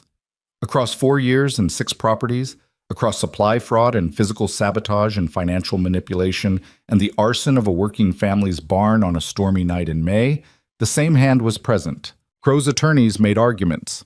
Some of them were technically good arguments. They didn't move the fundamental arithmetic of what was documented. On the morning of the 3rd day, the judge, a gray-haired woman named Hargrove, who had been on the territorial bench for 11 years, and had the expression of someone who had heard most of what humans were capable of and was rarely surprised, read the ruling into the record. She read it in the particular flat, careful language of formal legal decisions that doesn't make anything smaller by dramatizing it. Injunction against further activities. Criminal referral on arson, fraud, and conspiracy charges. Asset freeze pending full financial investigation. Restitution ordered to 5 former property owners. The Walker Ranch's eastern boundary confirmed as the original deed described, 12 feet east of where Crow's stakes had been placed. Eleanor looked at her hands in her lap when the ruling finished. She heard Grant exhale beside her. The specific sound of a man releasing something he'd been holding for a very long time. She kept looking at her hands. The cut on her right palm had healed to a thin scar. She'd stopped noticing it most of the time. Outside the courthouse, in the August heat of Helena's main street, Whitmore shook their hands. "The criminal charges will proceed separately," he said.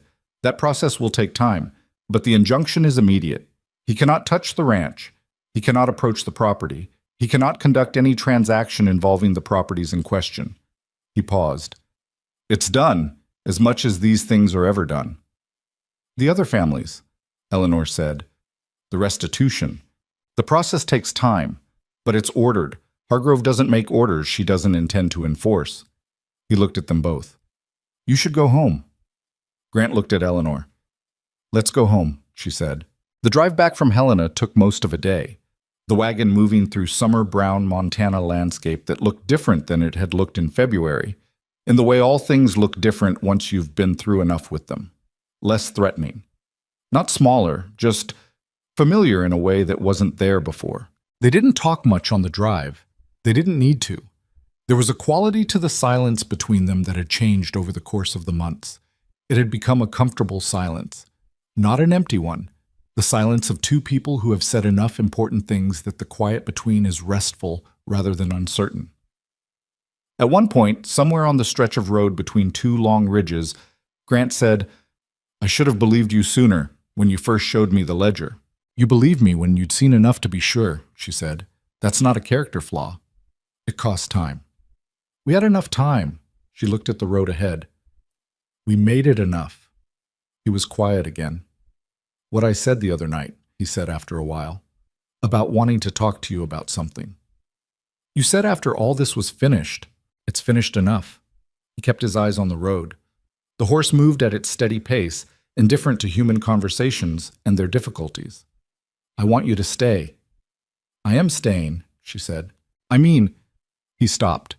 He was not, she had learned, a man comfortable with imprecision.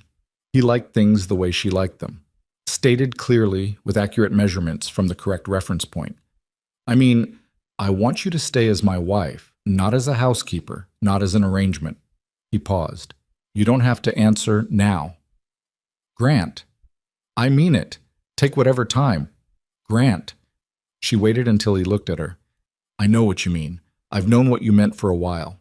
He held her gaze. His hands on the reins were still. And? He said. She looked at the road ahead. The long Montana road with the mountains in the far distance and the afternoon light going gold across the grassland and the ranch somewhere ahead of them. Her kitchen and her ledger and the fence line she could walk in the dark by now without a lamp, and the 3 children who had taught themselves to expect her there and had stopped somewhere along the way, expecting her not to be. Ask me properly, she said. When we're home. He looked back at the road. He was quiet for a moment. All right, he said. The horse moved. The road opened ahead. She didn't look at him, but she was aware of him beside her the way you're aware of something solid when you've been standing in uncertain ground for a long time. Not a rescue, not a solution to anything, just the specific, unmistakable fact of someone who is there. The ranch came into view at the end of the long lane as the sun dropped behind the western ridge, and she could see the lamp already burning in the kitchen window, which meant Daniel had put it there. And it was the most ordinary sight she could think of, and it was exactly right. The lamp in the kitchen window was Daniel's doing, as she'd suspected. He was at the stove when they came in, turning something in a skillet with the focused concentration of a person who has recently decided that cooking is a skill worth acquiring and has not yet made peace with the learning curve. Thomas was at the table doing arithmetic with the particular expression of a child performing arithmetic under protest. Clara was on the floor with her cloth rabbit and 3 other objects that had been recruited into some game whose rules existed entirely in her own imagination. The ordinary completeness of it stopped Eleanor in the doorway for a half second, just a half second, not long enough for anyone to notice. Then she hung up her coat and went to see what Daniel was burning. It's not burning, he said, defensive. It's close. She adjusted the pan's position on the stove without taking it from him. Lower heat. You want it to cook, not punish.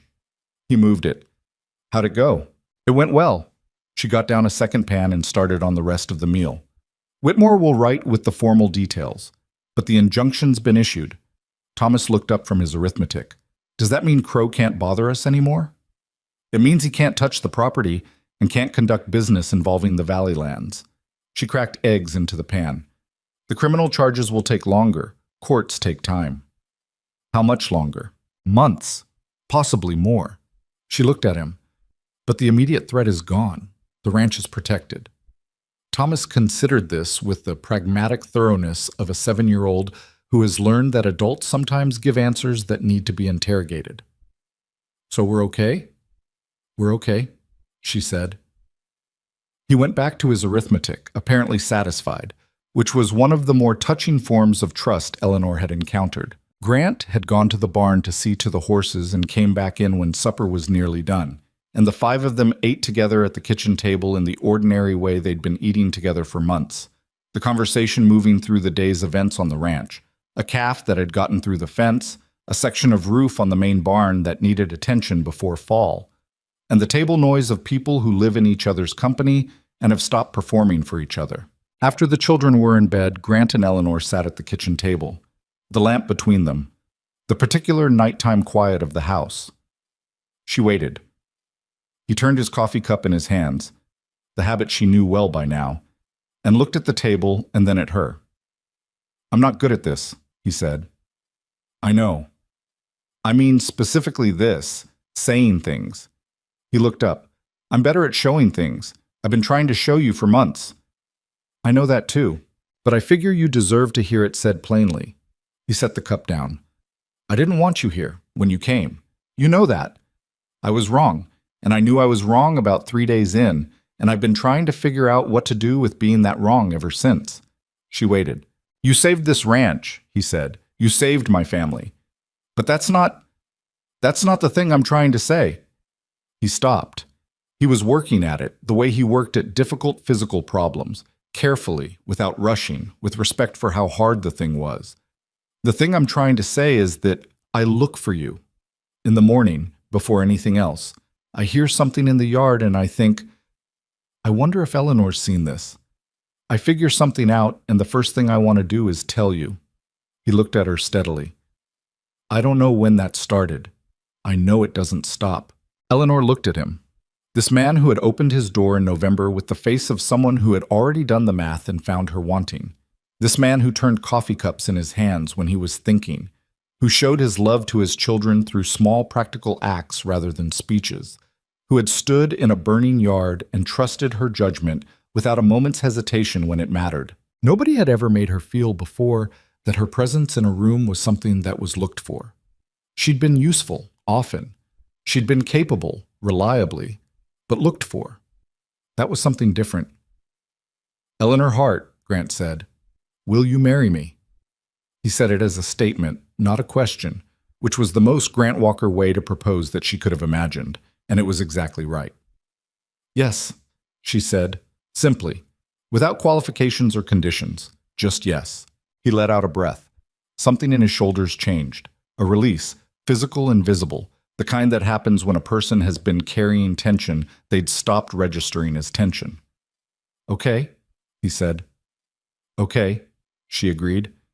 She reached across the table and covered his hand with hers, and he turned his hand over and held it, and they sat that way for a while in the lamplight without needing to say anything else. Outside, the Montana night was dark and enormous and full of stars, and the ranch sat inside it the way it always had. The main barn, the pastures, the fence line in the east where the ground had long since grown back over the holes where the stakes had been. And it was theirs, documented and defended and legally confirmed, as solid and specific as the granite outcropping on the northeast corner that the deed had always named. They told the children in the morning, at breakfast. Clara immediately asked if Eleanor would keep making the biscuits, which Eleanor took as wholehearted approval. Thomas wanted to know if this meant Grant was going to be less pacey in the mornings, which was his word, and which Grant accepted with an expression of resigned parental recognition.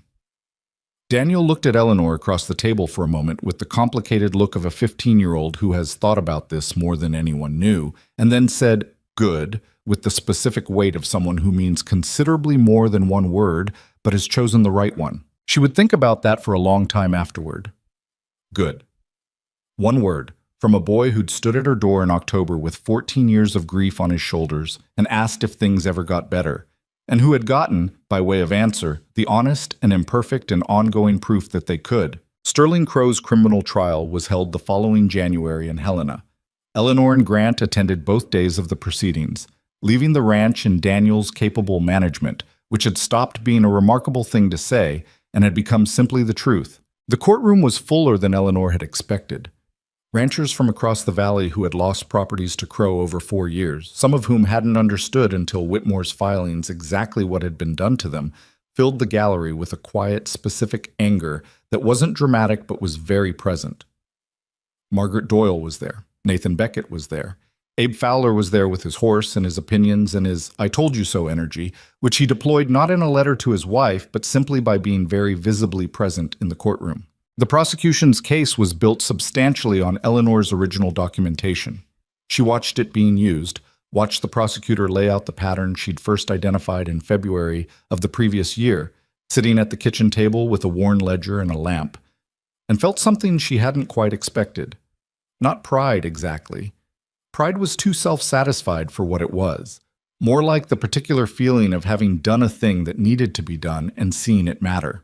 Crow was convicted on 3 counts of fraud, 1 count of conspiracy, and 1 count of arson by proxy. The arson investigation's evidence had been sufficient to link 2 of his men to the feed barn fire, and their testimony, once they understood the extent of what they were facing, had become extremely specific about who had given the orders. The sentence was significant. The judge in Helena was a different judge than Hargrove, but he had apparently read Hargrove's ruling with care and shared her view of what had been done across the valley over 4 years. When it was read out, Eleanor was looking at her hands in her lap, the thin scar across her right palm. She heard Grant beside her exhale again, the same sound he'd made in Helena in August. that specific exhale of something being finally set down.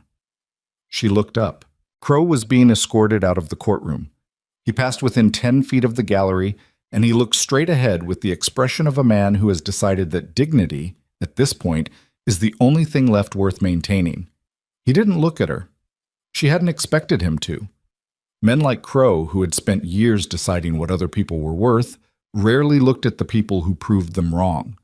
It would require updating too many things at once. Outside the courthouse afterward, in the January cold, Margaret Doyle came and stood beside Eleanor. "I have my mending money," Margaret said. "It's not enough to rebuild, but it's something." "The restitution order." "I know, Whitmore explained it." She was quiet for a moment. "Do you think I'll see any of it?" Eleanor considered the question honestly, the way she always tried to. "Some of it. The process takes time, and what Crow has is tied up in the investigation. But Whitmore is persistent, and the order is court-issued." She looked at the older woman. "Don't plan around it, but don't stop expecting it either." Margaret nodded. She was looking at the courthouse steps where Crow had come out, already empty now.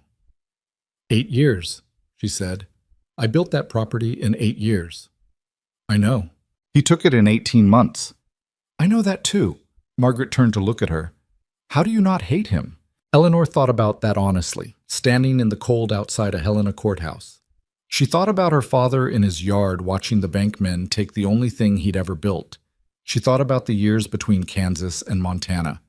All the houses she'd kept that weren't hers. All the children she'd tended who went on to belong to other people's futures. She thought about a November evening when a man had looked at her like a mistake and she'd gone and lit his stove anyway. "I spent a lot of years being angry at the version of Sterling Crow that took my father's farm," she said finally. "Different name. Same man. I was angry at him for a long time, and it cost me things that were worth more than the anger." She looked at the steps. "I'd rather spend my energy on what I'm building than on what he destroyed. He's in a cell. I have a ranch and a family and a ledger with 41 pages in it that I'm rather proud of." She paused. "The anger doesn't add anything to that." Margaret was quiet. "You make it sound simple," she said. "It isn't," Eleanor said. "I still get angry. I just don't give it the chair at the head of the table." Margaret almost smiled. It didn't quite form, but it was close, and it was real. The restitution process took 14 months. It was slow and complicated and required more of Whitmore's time than any of them had optimistically projected, and it was not complete. Some of what Crow had taken was too thoroughly dispersed to be fully recovered. But it was more than nothing, which is the bar that matters when nothing is what people had resigned themselves to. Margaret Doyle's share was enough to lease a small property on the valley's south road. She sent Eleanor a letter about it. Not a long letter, just a page, in handwriting that was slightly unsteady in the way of someone writing something they'd thought about saying for a long time. She said the property had a kitchen with a south-facing window and she'd planted a kitchen garden already and the soil was decent. She said she thought she might try again with the west pasture in spring if the lease allowed. She said thank you, which she'd apparently been trying to figure out how to say for a year and had finally decided the direct version was the right one. Eleanor read it twice and put it in the back of the ledger. The ledger had accumulated more pages by then. She'd kept up the documentation habit because the habit was useful, not for Crow, who was no longer a relevant variable in their lives, but because good records kept a ranch honest about itself. Where the money went, where the time went, what was working and what was pretending to work and what needed to change. She'd extended it into a full accounting system, which Whitmore had suggested as a professional habit and which Grant had accepted as straightforwardly useful once he saw what it did for the quarterly projections. The ranch, by the second summer, was running better than it had in years, not better than it had ever run. Eleanor was not a person given to superlatives, and the truth was she didn't know what the ranch's best years had been. She'd arrived at its worst ones, but better in a way that was visible in specific, measurable terms. Calves healthy. Feed stores ahead of schedule. The equipment shed had been rebuilt in October, better than the original, with lumber they'd sourced themselves from a mill 2 valleys over that Daniel had negotiated with at 16, with a precision that had made the mill owner visibly reassess the conversation he'd thought he was having. Grant had let Daniel negotiate without intervening, which was one of the better parenting decisions Eleanor had watched him make. Afterward, driving home, Daniel had been quiet for a while and then said, "He was going to give us the worst lumber until I showed him the survey of the load." "I know," Grant said. "You knew before we went in?" "I suspected." "Why didn't you say anything?" "Because you needed to figure it out, not me." Grant had kept his eyes on the road. "You figured it out." Daniel had been quiet the rest of the drive, processing something. Eleanor had been in the wagon bed with Thomas and Clara, and she'd heard all of it and said nothing, because nothing needed saying. Thomas turned 8 in the spring and declared that he wanted to be a veterinarian, inspired by his own memories of Eleanor's treatment of Clara's cough, and his subsequent investigation into what else could be treated with kitchen remedies, and whether there was a profession that systematized this. Eleanor had found him a book on animal medicine at the Helena bookshop on her next trip, and he'd read it 3 times, asking questions about the parts he didn't understand, which she answered when she knew the answer and said plainly when she didn't. "You don't know everything," he observed one afternoon, not as a criticism, just as a data point. "Nobody does," she said. "You know more than most people." "That's not the same as everything." She turned the page she was sewing. "The useful thing isn't knowing everything. The useful thing is knowing what you don't know and being willing to find out." He thought about this. "Is that what you did? With the ledger and Crow and all of it?" "Mostly. I knew what I saw and I knew what I didn't know, and I kept finding out until the picture was clear enough to use." Thomas nodded slowly, with the look of a child cataloging a piece of information for future use. "That's a good system," he said. "I think so," she agreed.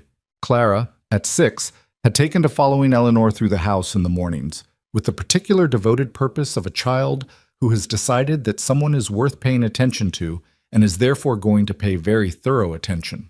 She asked questions at a rate that would have exhausted Eleanor 20 years ago, and that she now found, to her own mild surprise, something close to delightful. Clara wanted to know why bread rose and why the sky was that color in the evening, and what Eleanor had been like when she was small, and whether rabbits knew they were rabbits. "I don't know if they do," Eleanor said, regarding the cloth rabbit that had been Clara's constant companion since before Eleanor arrived, and was now somewhat more worn than it had been. "I think they probably don't," Clara said seriously. "Because if they knew they were rabbits, they'd probably worry about foxes more." "That's a reasonable theory."